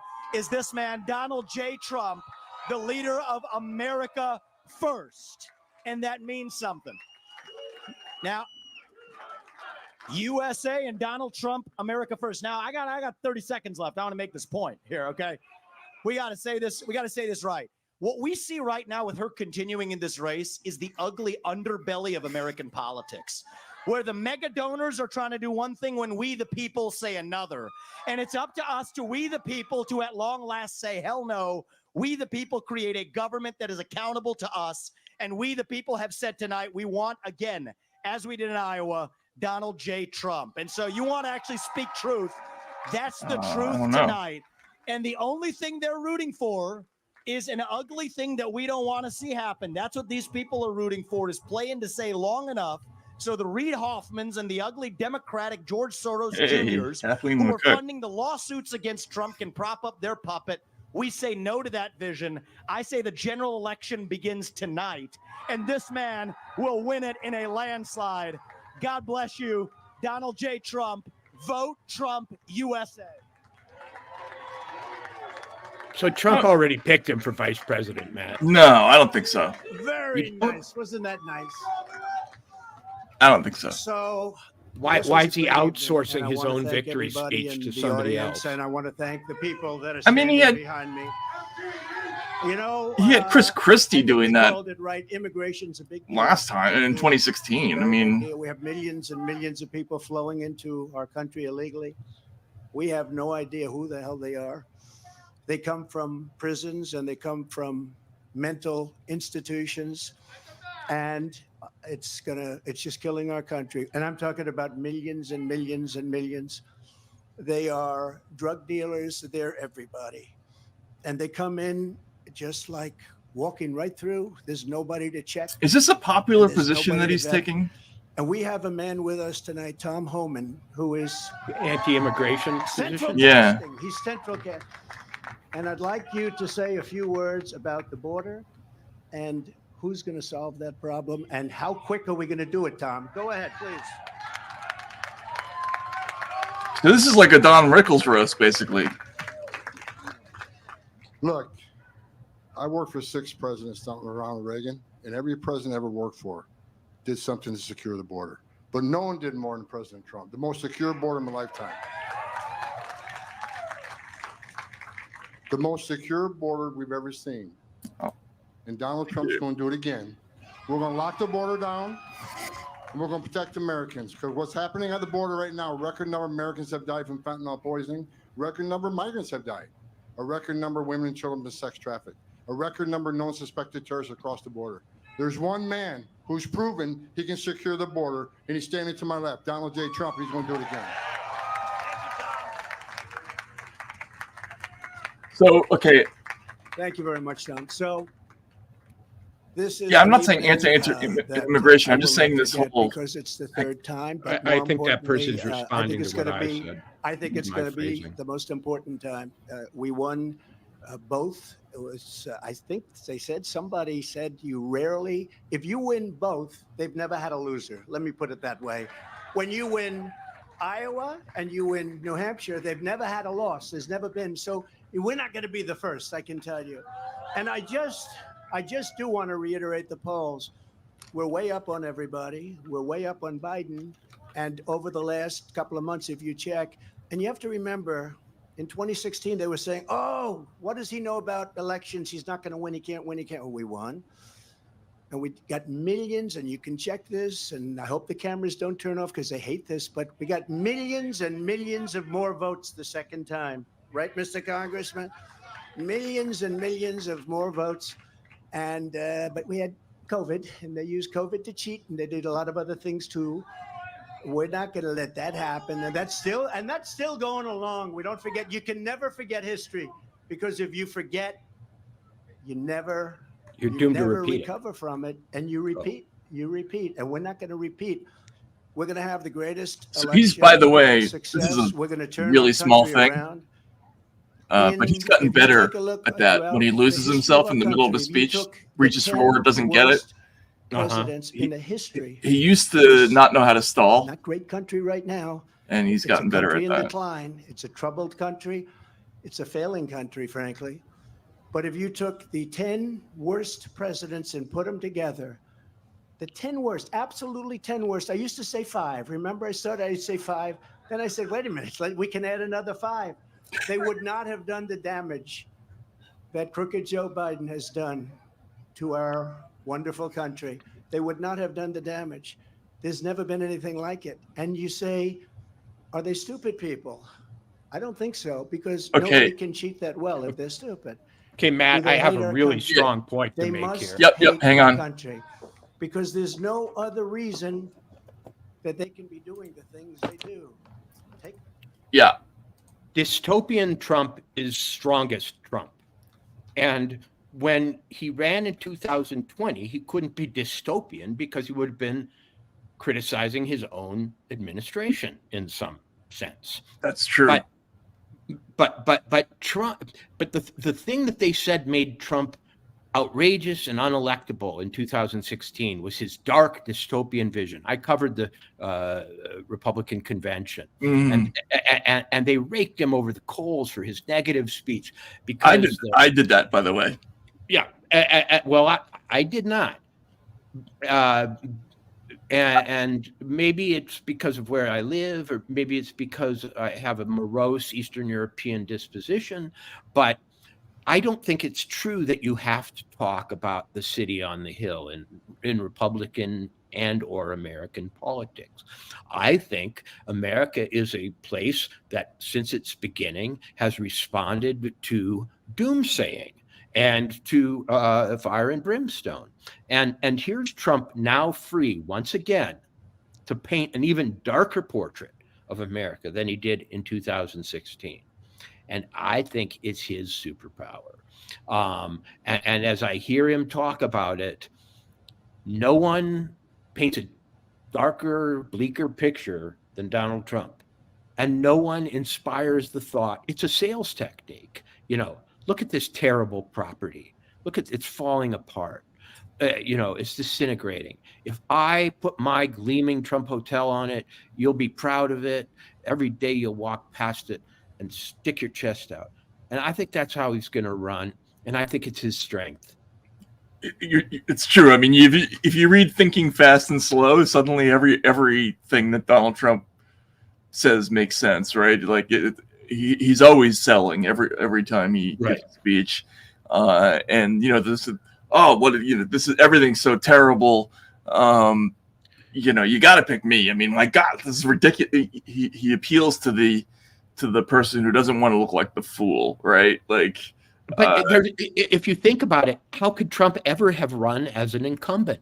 It was a illogical stance for someone who has to run against something, who has to run against decline and deterioration. So he was stymied, but now he gets to do it in spades. Yeah. I still think that's my answer to your question about the anti-illegal immigration or anti-immigration issue. I think it's merely that issue is merely part of a sort of portfolio of dystopian themes that Trump will bring out and paint himself as the antidote to. And I think that's when he's strongest. Yeah, I mean, okay, so just to pick a fight just a little on this. Yeah. The reason I didn't like his convention speech, and we were both there in 2016, is because I had been watching him all campaign, and I thought this guy is, when he's just speaking extemporaneously, he's great, right? Mm-hmm. Like they would hand you his speeches and he would get through the first 3 words and then he would just go completely off script and the rest of the speech would be useless. But it would be great, as long as he's talking off the cuff, he's connecting with the crowd, he's feeling out the crowd. He always seemed to do well.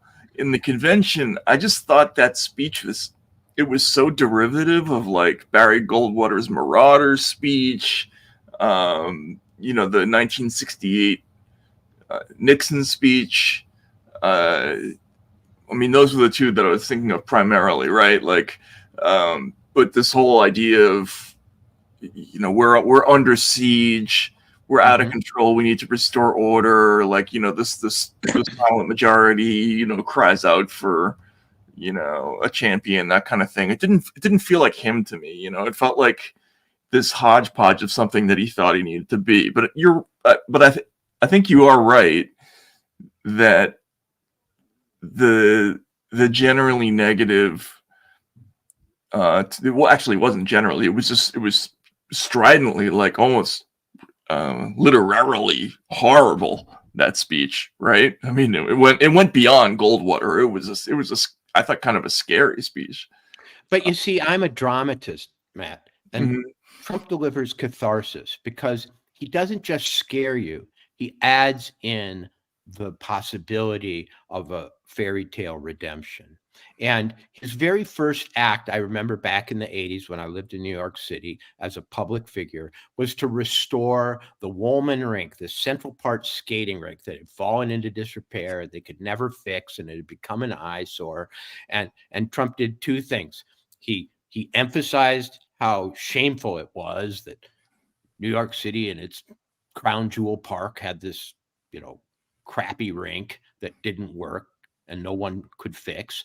And then he fixed it in, record time, or a shorter time than was expected or than anyone else had been. And he presented it as a jewel. And he's still running that same drama. Right. Everything's falling apart.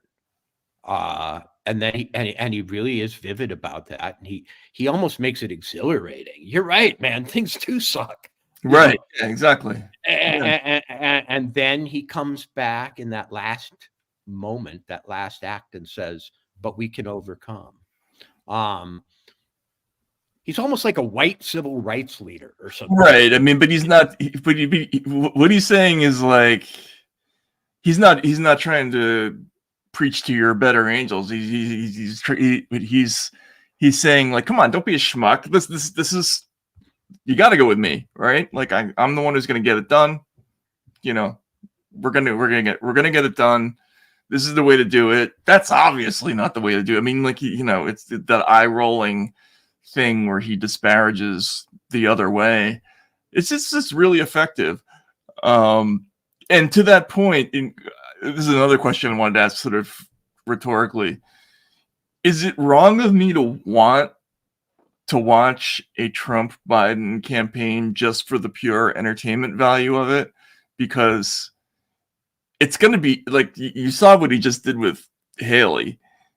I mean, there were like 4 or 5 legit laugh lines in the beginning of that speech. This time around is going to be so much funnier than last time, because he's not going to be he's not president. He's not having to pretend to have good news about COVID every day. Right. And he's just going to be out there savaging this clearly deteriorating Biden every single day. I mean, it's going to be great theater, don't you think? If you can't enjoy American presidential elections as theater, then you're giving up one of your basic rights as right? Yeah. You know, every writer and great novelist worth his salt for a while now has jumped on these elections as dramatic expressions of the American soul, whether or not they make a difference in the real world. And yeah, I think Norman Mailer, Joan Didion, Hunter Thompson, all people who have relished Joe McGinnis, Joe McGinnis have relished the spectacle, would relish it double time in this case. So you have my permission and that of the literary gods to enjoy the hell out of it, I think. Okay, good. Because I think the comedy factor of this one is going to be off the charts. Although 2016 wasn't bad, because Hillary kept misreading the vibe, and thinking that taking the high road was actually winning when. Matt, here's something that I think is appreciated about the coming election. It's a very rare case when you have 2 incumbents. Okay? That's right. Yeah. Not since Grover Cleveland, right? Yeah. You have 2 incumbents who can pit their administrations against each other, and a rematch. It's a rematch and 2 incumbents. That's a rarity. I mean, if you're one of those baseball stat nerds, I don't know if have we had that ever? Have we ever had a rematch between 2 incumbents? A rematch between 2 incumbents? No. We've had a former president run as a challenger a couple of times. Right. And win once. But never against someone they lost to. I don't think so. We have to. Let me look up the Cleveland thing. Who did Cleveland run against the second time? But yeah, we certainly not in our lifetimes, right? Right. But this is the difference with this election between this one and the last one. Is just going to be so shocking, because Biden will have to come out of his hole. I mean, he will. He's going to have to campaign. The COVID excuse won't work this time. But he can't function. I mean, well, then he'll have to make a virtue of his non-functionality. Joe Biden, no surprises. The one thing that's great about having an extremely old, not particularly with it president is he probably won't change much. I mean, what you see is what you get. It's not very much, but it is what you get. and unlikely to change. I mean, the video on him, it is 1976 Chevy Chase Saturday Night Live. You know, maybe his theme song will be "Staying Alive."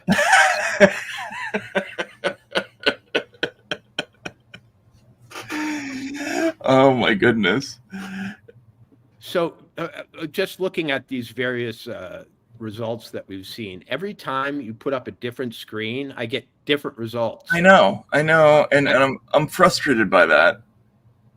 Let's see.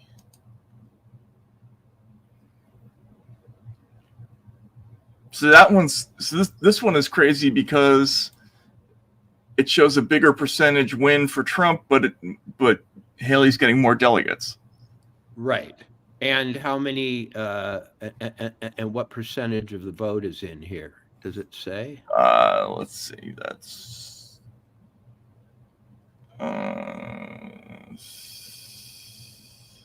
43%. So that's compared to the Times has 46% in, they say. But I think from experience, New Hampshire, you tend to get Manchester comes in early, and then you get all the the little towns come in later. Well, let's check back in with the Republican activists and Fox if possible, since we've been in the other places. Give me just a second here. Strangely, I think the consternation is going to be strongest over at Fox.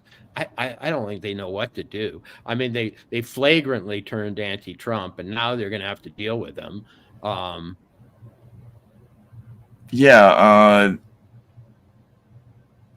Hang on a sec. I think you can get Fox on YouTube. Let me look. Give me just a second here.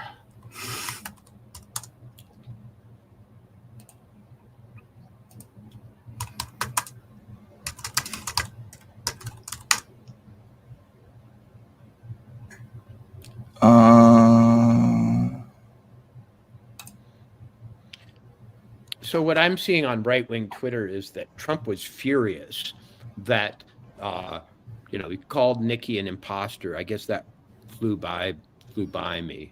Who the hell is this imposter is the money quote. And the Trumpites are furious with him because they think that she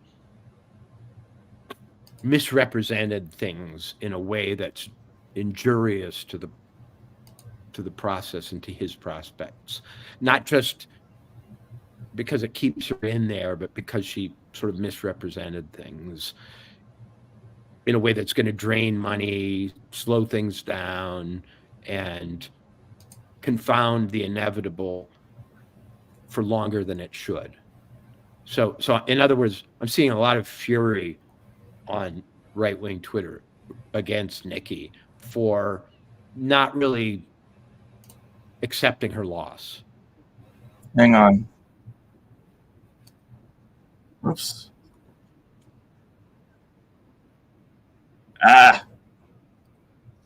Sorry.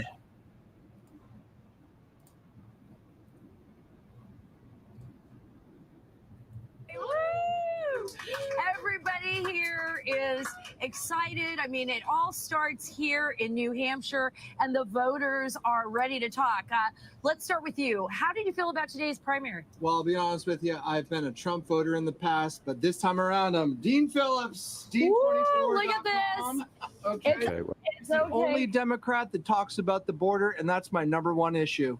Well, and Trump does too. President Trump's been talking about it from the beginning. Yeah, Oh, Sarah Carter. Trying to, rub some people the wrong way. Dean Phillips is a nice guy. Dean24.com. Hey, Sean, you know what? Everybody here, they have their own candidates, and everybody here gets along, which is great. It's all about unifying as Americans. Is this Manchester? Let's talk to you. How did you feel about today's primary? Well, I think is what we expected. I feel like it's been, under the assumption that Trump was going to get the nomination, or He's going to win our primary for months now, which is it's a very good thing. He's going to, well, at this point, we need to rally behind the party, unite, and we got to get Biden out of there. That's what everybody. I agree with that. That's what everybody is feeling. Everybody wants to get Biden. Except out, the but other you person you and interviewed. Is this side of the table, Sean? Right. And I don't know if you have a question for him, Sean, because I know a lot of people want to talk to you. No, I just want to know what's on the menu. There you go. I'm always, yeah. You just want to know what's on the menu. Everything that's good, Sean. Everything that's good is on the menu here. Tell me, what are you hoping as we wrap this up? What are you hoping to see come this primary? I'm hoping for Trump. You're hoping for Trump. I am.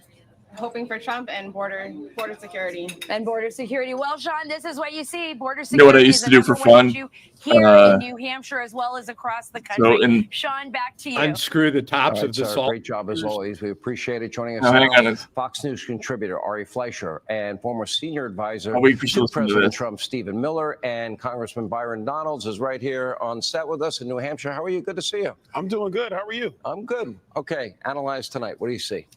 Big night for President Trump. Look, this thing is over. We know this. This was going to be Nikki Haley's biggest opportunity. She's 10 points down with 50% of the vote in. This is like when you start off on those roller coasters, Sean, and you start really low. That's where she started, 1-2%. You crest all the way up. You think things are going well, and then you go over the edge, and it's downhill from there. South Carolina is not going to go well for her. Nevada is not going to go well for her. Florida is not going to go well for her. It's time for the party to unite. This primary is over, but she wants to hang around, so we're going to have to beat her in a couple more states. Ari Fleischer, your take, sir. Yeah, unless Nikki Haley is able to make deeper inroads with the group that represents most Republicans, which is conservative Republicans, I think she's going to hit a plateau, and she might be there right now with about 45% in a state that's quite friendly toward a Nikki Haley candidacy. So when she says she started at 2% and has moved up, she's right, and she should get credit for being the last woman standing. But in politics, that's not good enough. And the fundamental things she hasn't come to terms with yet is conservatives love Donald Trump, and she hasn't been able to crack that. That'll be a problem in South Carolina as well, I suspect. All right, we can see that Ari looks Trump mentally is up injured to me. Percentage points right now. Like Stephen Miller, people that I know, crunching numbers. Oscar texting me, Wilde of the you know, right. They think Here the he number's going to comes. be closer to 13, 14, maybe even 15%. Regardless, I agree with Ari. If there was a state that was suited for a more independent, more moderate Republican, it would be the state of New Hampshire. And then heading into your own home state. 4 years from now, there's going to be an open primary. Does Nikki Haley, if you're a campaign manager and you want her to be president one day, does she look at the idea of maybe losing her home state right now down 30.2%, Real Clear Politics average? Does she take that risk and continue, or is it better to say, I'll come back in 4 years and I think I'll have a better opportunity? Well, you would think that she would try to avoid the staggering humiliation of what is setting up to be a historic defeat in her home state. And as your other guests have mentioned, New Hampshire was where she bet everything. It would have been the perfect state for her. And not only is she going to lose, So they're just by basically pouring shit on double-digit Nikki margin, on but Fox. she's going to lose despite the fact that a record number of unaffiliated and Democrat voters participated in the primary. A record low, according to someone wants exit polls, 47% Psaki back on? No? of New Hampshire No. Republican primary voters were actually Republican. And yet Donald Trump still notched this massive victory. So it's an even more significant victory than it appears on paper for Donald Trump tonight. All right, should we check the mood on MSNBC? What do you think? I got to tell you, so as you go from here, if you're Donald Trump. All right, hang on a second.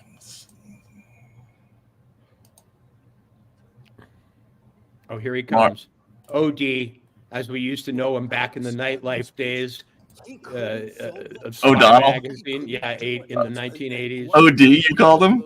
Yeah, OD. Thought, you know, Vivek will do a more vicious attack than I will do, and I want him to do that. We didn't see Vivek's speech, but I think, remember when he was president, one of the Did things he loved to MSNBC do was not to show the force Trump people to ritually speech, or praise did him, they? to ritually Did they do the humiliate same him. thing? And I think I that don't we know. saw this night. I didn't this see time it. to ritually humiliate people. They like didn't show it last time. Maybe Vivek had to Yes. get up there and grovel. Like literally, he just wants to see Oh, his former. if they say rival that she didn't grovel. He see said, Vivek's speech. when he said we're going to put 1 minute on the clock. So it's they like, didn't show it again. Make sure that you know you're I'm assuming not. But to your point, and We, actually, we should ask the audience. So there's a few folks, different ways did that MSNBC show Trump's to think speech? about this sort of upcoming general, if in fact he's the nominee. Right? Apparently There's the not. legal troubles, which are going to play out. We're still expecting word from the DC Circuit about the immunity. That could happen whenever. There is the personal Fletcher performance of Stone Donald said Trump, which people people are really saying don't yes. like. I know it's He hard did to, show it.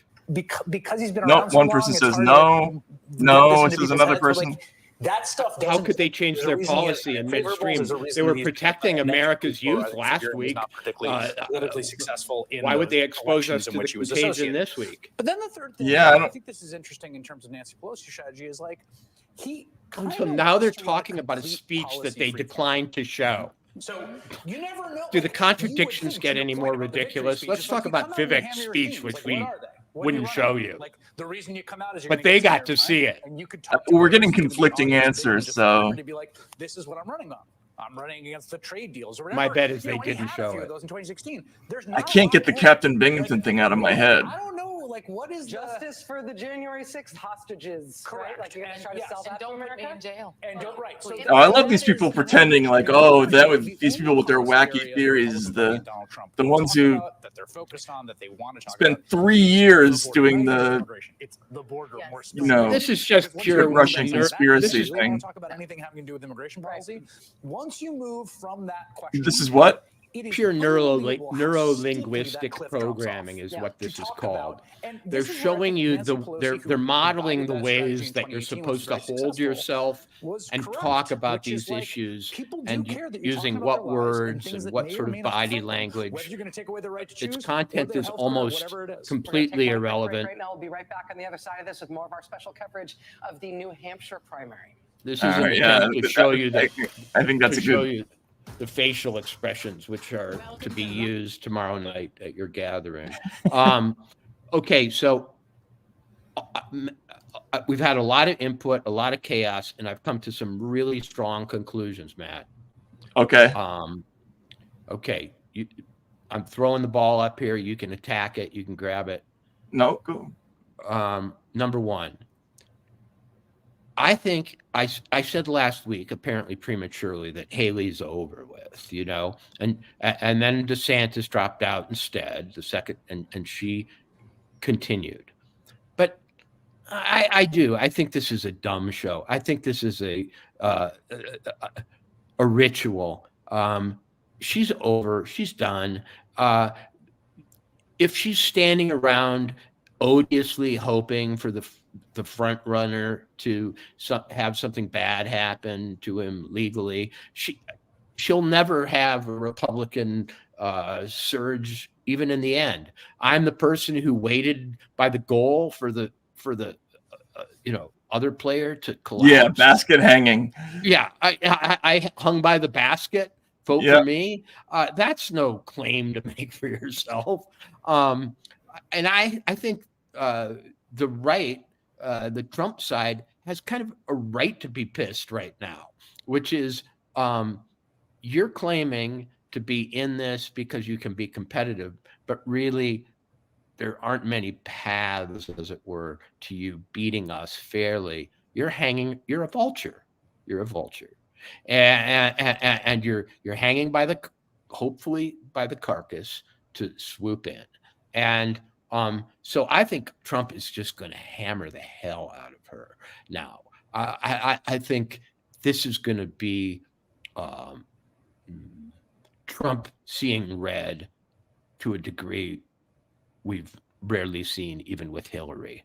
And I don't see what she's got going for her anymore. Well, money. Yeah, but I don't know. I think she came out of this a lot more weak and in a more imperiled position than I imagined going into it tonight. I think Miller was right. She's going to lose South Carolina. She's going to lose her own state, and then she's going to stay in, and then it's going to be even more clear that she's a vulture. Yeah, no. Then actually, that'll be interesting because she's going to get beat in South Carolina, and then Trump,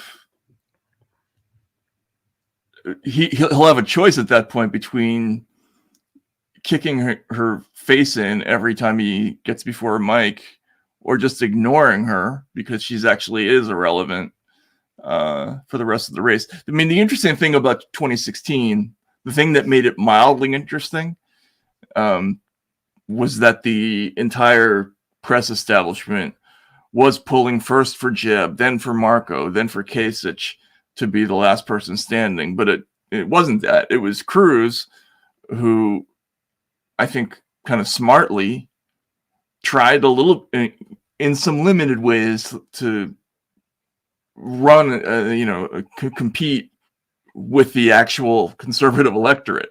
Right. I mean, he didn't succeed, right? But it was actually a race for those voters, and I think you're right.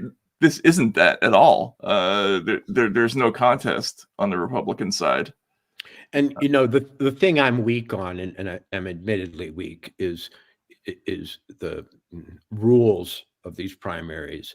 And I don't know how much merit there is to the claim that these weren't all real Republicans who voted tonight. But I heard a couple of political pros repeat that. No, New Hampshire is definitely an outlier in that sense. Right. Yeah. And he's still now ahead by 20,000 votes.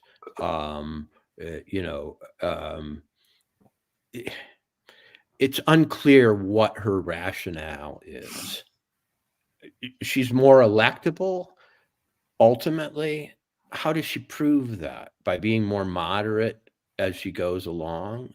How is that going to win her a Trump voter? She has to, in other words, her only way to win is to peel off people who are now thinking of voting for Trump. Well, yeah, her only way to win is to run in a different election, again, meaning the Democratic primary. Right, right. I mean, you got to win the Republican primary, and she can't. Right. I don't think. She's got to beat Trump at his own issues to some extent in order to get votes from him. Yep. And that's a pretty strong showing right there in a two-person race. Yeah, and especially in New Hampshire again. Yeah, and especially looking at where South Carolina is, it's really over for her. But I think even establishment Republicans are going to go, Nikki, what are you doing? Why are you draining time, money, and other things? Biden's already running against us. You're the only one who doesn't seem to know that. Trump's running against Biden. Biden's running against Trump, and you're in the middle. I would bet you anything though that the DNC would rather have Nikki Haley running than Biden. I just feel like she's gonna. You mean than Trump? No, right? Yeah, no, than Biden. Like another word. Oh! I see. You know what I'm saying? Like I think she's gonna have funding to stay in as long as she wants, because there are going to be a lot of people who are just going to hope for, an act of God if it takes that, because if she were to get into a general election with Biden somehow, there are going to be a lot of people who would prefer her to Biden. Yeah. But yeah, I can see, for Republican voters, this whole thing is not going to work. Nashua, wow, he won Manchester by that much. That is interesting.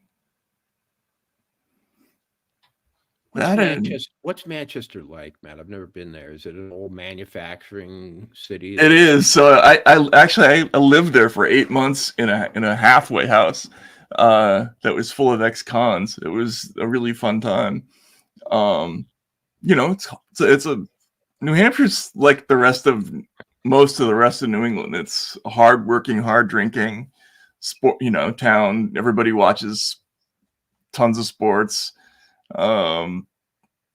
the city's been a little bit revitalized. It was in really rough shape in the 90s and 2000, but they've kind of remade some of the old disintegrating factories into condos and shops, so it looks a little better. But the one thing that's funny about the town is that every 4 years it has this invasion of reporters. The Radisson is absolutely packed, and people sort of strategically go to diners because they want to be interviewed, and it's sort of a funny thing. It's different from Iowa because all the reporters stay in Manchester, as opposed to staying in different parts of the state because it's so much bigger, right? Right. In Manchester, you can drive to any one of the events within 30 or 40 minutes. So okay, and they don't love the ritual as much as Iowans do, I would say. Okay, I'm gonna I hope everybody forgets this if I'm wrong and remembers it if I'm right. I don't think Haley's gonna stay in that much longer. I think it's a bunch of talk. She decisively lost. She decisively lost in a place, like they said, which is sort of her best hope. She's going to go to her home state and probably even more decisively lose next if she decides to keep up with it. She wants a future. She's fairly young. And she might even want to roll with Trump if he should win. Or she might want to portray herself as the, person who could have saved us from the Trump loss that comes in November, but didn't. I don't think staying in accomplishes any of those goals. Staying in for much longer accomplishes any of those goals.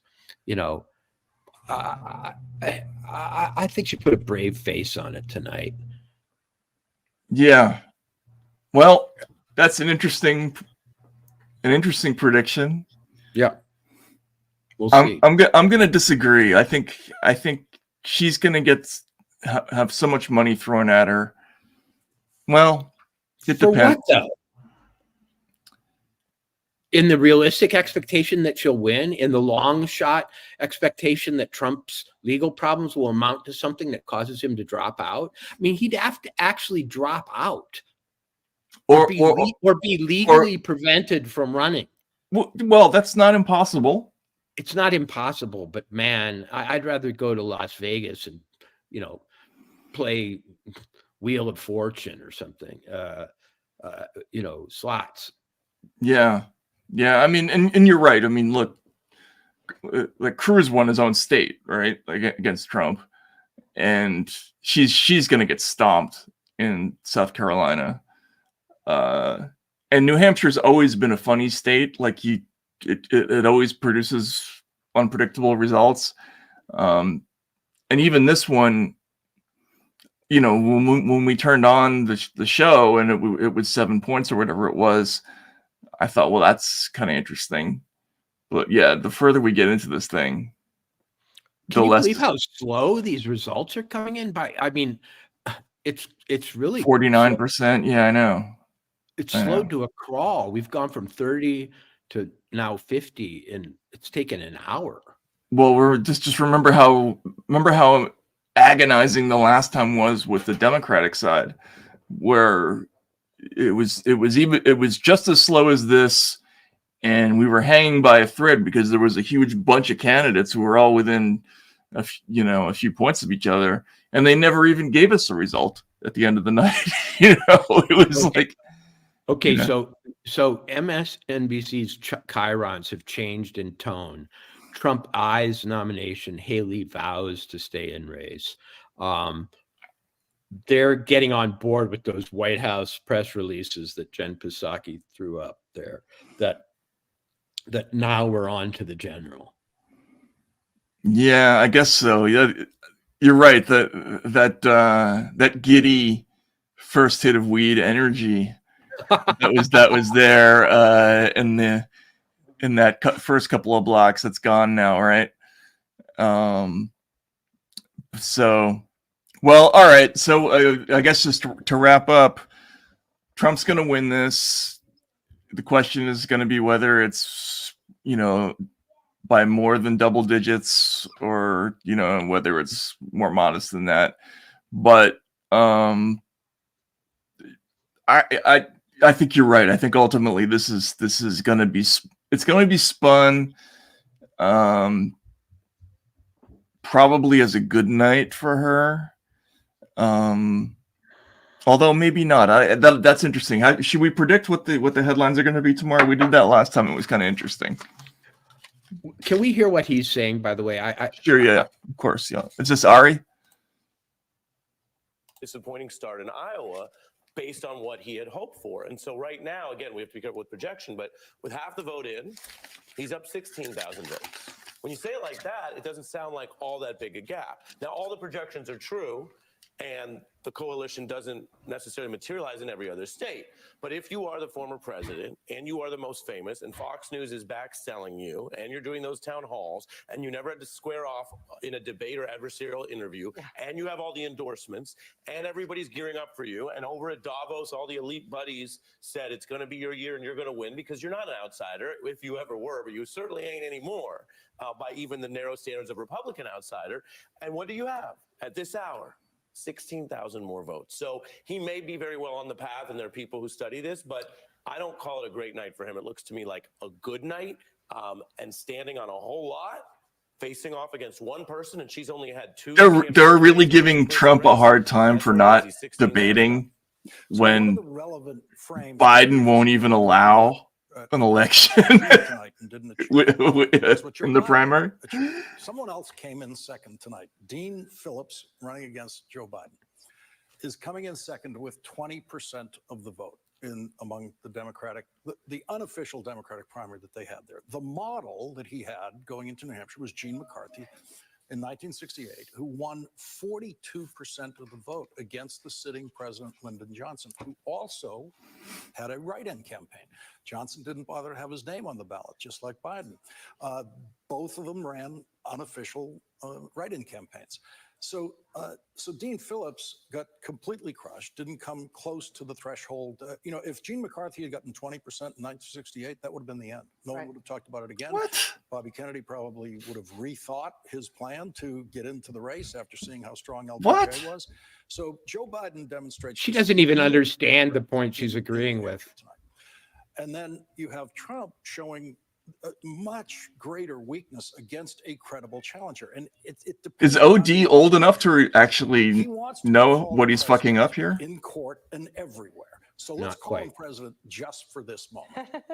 When a president is on the ballot in the New Hampshire primary, you're supposed to win everything. You're not supposed to face a serious challenge. And when you do, you lose.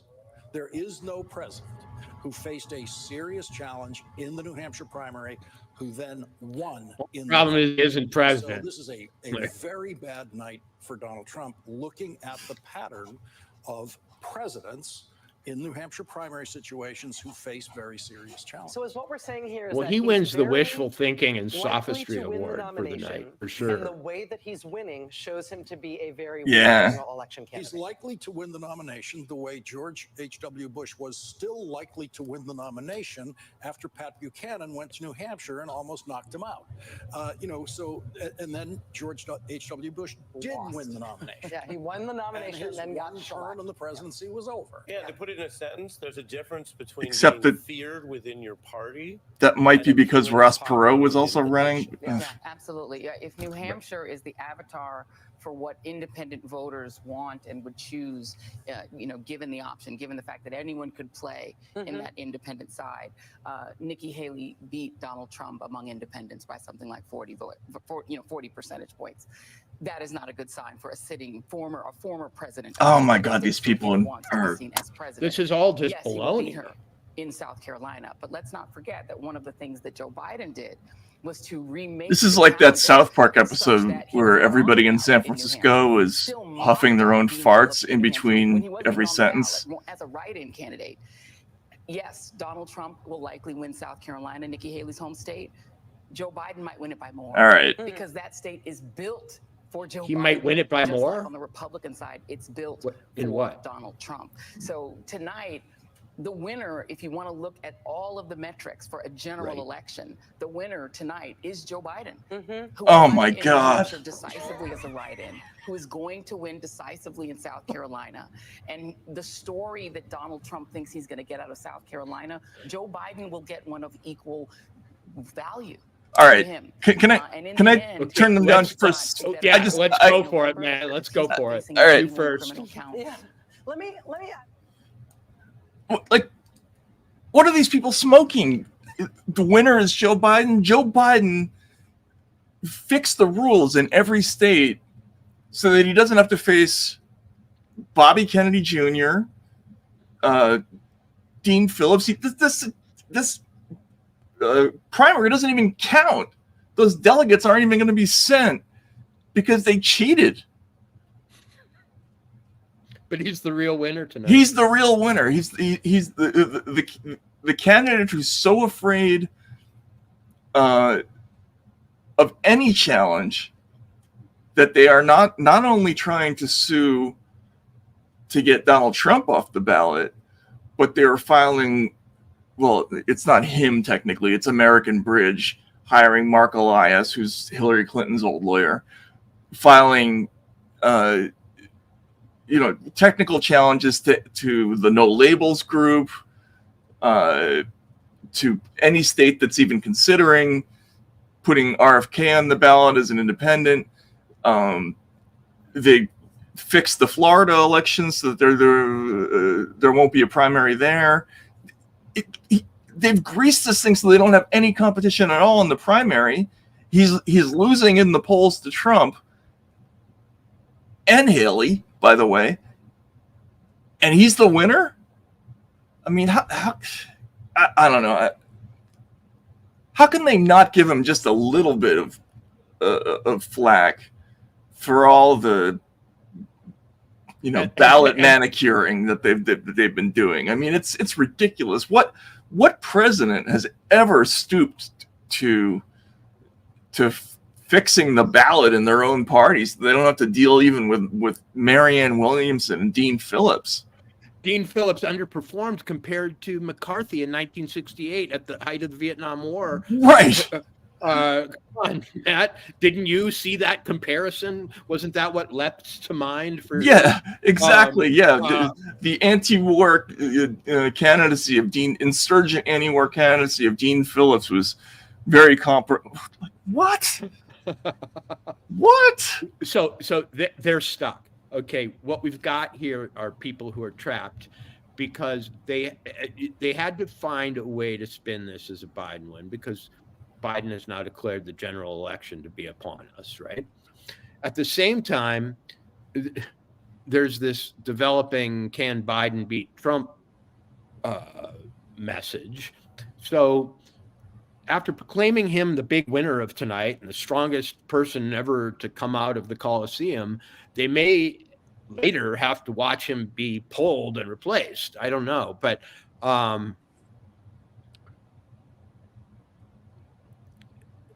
God bless Minnesota, my home state, by the way. There you go. Minnesota. I mean, there you go. Yeah, there's always somebody from Minnesota who, wants to be the thumb in the dike or the challenger. McCarthy and Phillips, both from Minnesota. A lot of Minnesota references tonight. We had a little Darling Nikki action. Got some Prince, Purple Rain. Yeah, you got. What if I think, Matt, why don't we just start a meme? And I'm sure we can find an argument for it. That Dean Phillips was the big winner tonight. Should we just start that? See if we can. I'll just tweet that out. Let's say when all is said and done, now that with almost with more than 2/3 of the results in from New Hampshire, it's clear that Dean Phillips was the big winner tonight. And let's just see what kind of buy-in we can get for that. Yeah, let's see if we can get that going. Okay, in a related observation, my prediction for the headlines tomorrow is that everybody is there. There is going to be a headline for everybody being the big winner.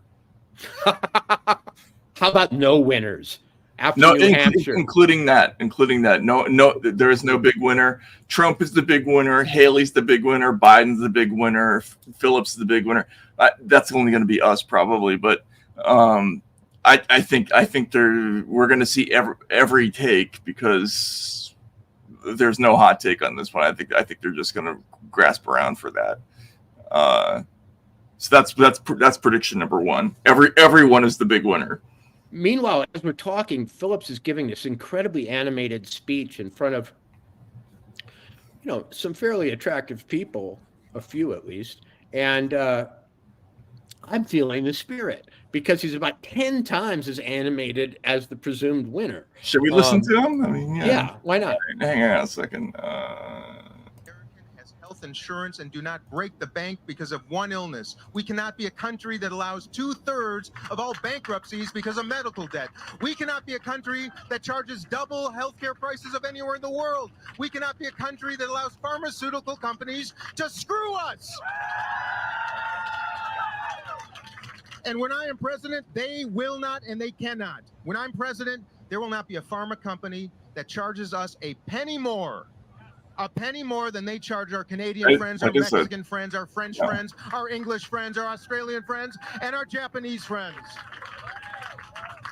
And when I'm president, there will not be people sleeping outside any longer. 500,000 of our neighbors sleeping outside at night.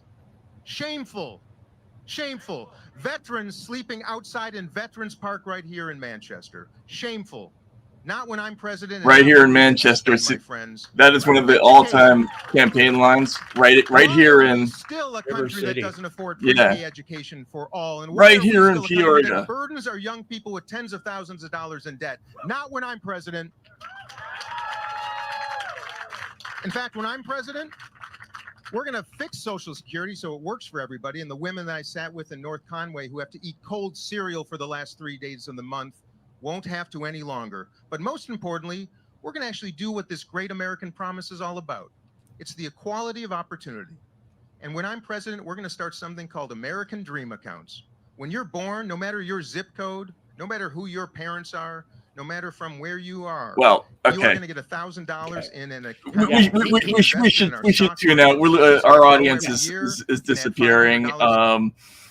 But just quickly, I'd vote for that guy. I mean, like, he's running as a traditional Democrat. Right? Yeah, he's like a Democrat who's not, trying to tear up the Constitution that we know of. Anyway,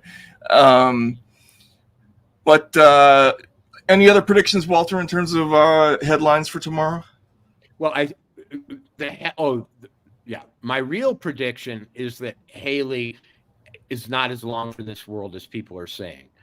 My prediction about the what other people will say, I think that the White House signaled that it wants to portray this as the beginning of the general election, and I think ultimately the White House will get what it wants. So I think we're going to see that. Haley stays in while Trump eyes the general is pretty much it. Yeah. I mean, that was already a Chiron. I think they're going to stick with that. Yeah. So, by the way, our audience got cut because we got yanked from YouTube for a few minutes because I overshot the fair use on MSNBC, I think. So we got to be careful about that in the future. But Haley stays in while Trump what? Well, while Trump gears up for the general. Gears for general. Okay, yeah. I just don't think there's a lot of juice to be squeezed out of Haley versus Trump at this point. Yeah. Either for the media or in real Republican politics. I think somebody. Okay, I have one more prediction. Somebody is going to do a 4,000-word profile of her that's going to attempt to make her more interesting to a wider audience. Right. Where, in the New Yorker or something like that? Well, I mean, that's where it would be traditionally, but that's, I mean, I don't know. National Review won't do it. Yeah, it'd be like the Atlantic, but no Republican reads the Atlantic. Right. Yeah, maybe not. But all right. So yeah, that's it. I think basically Haley's Dean done. Phillips is the big winner.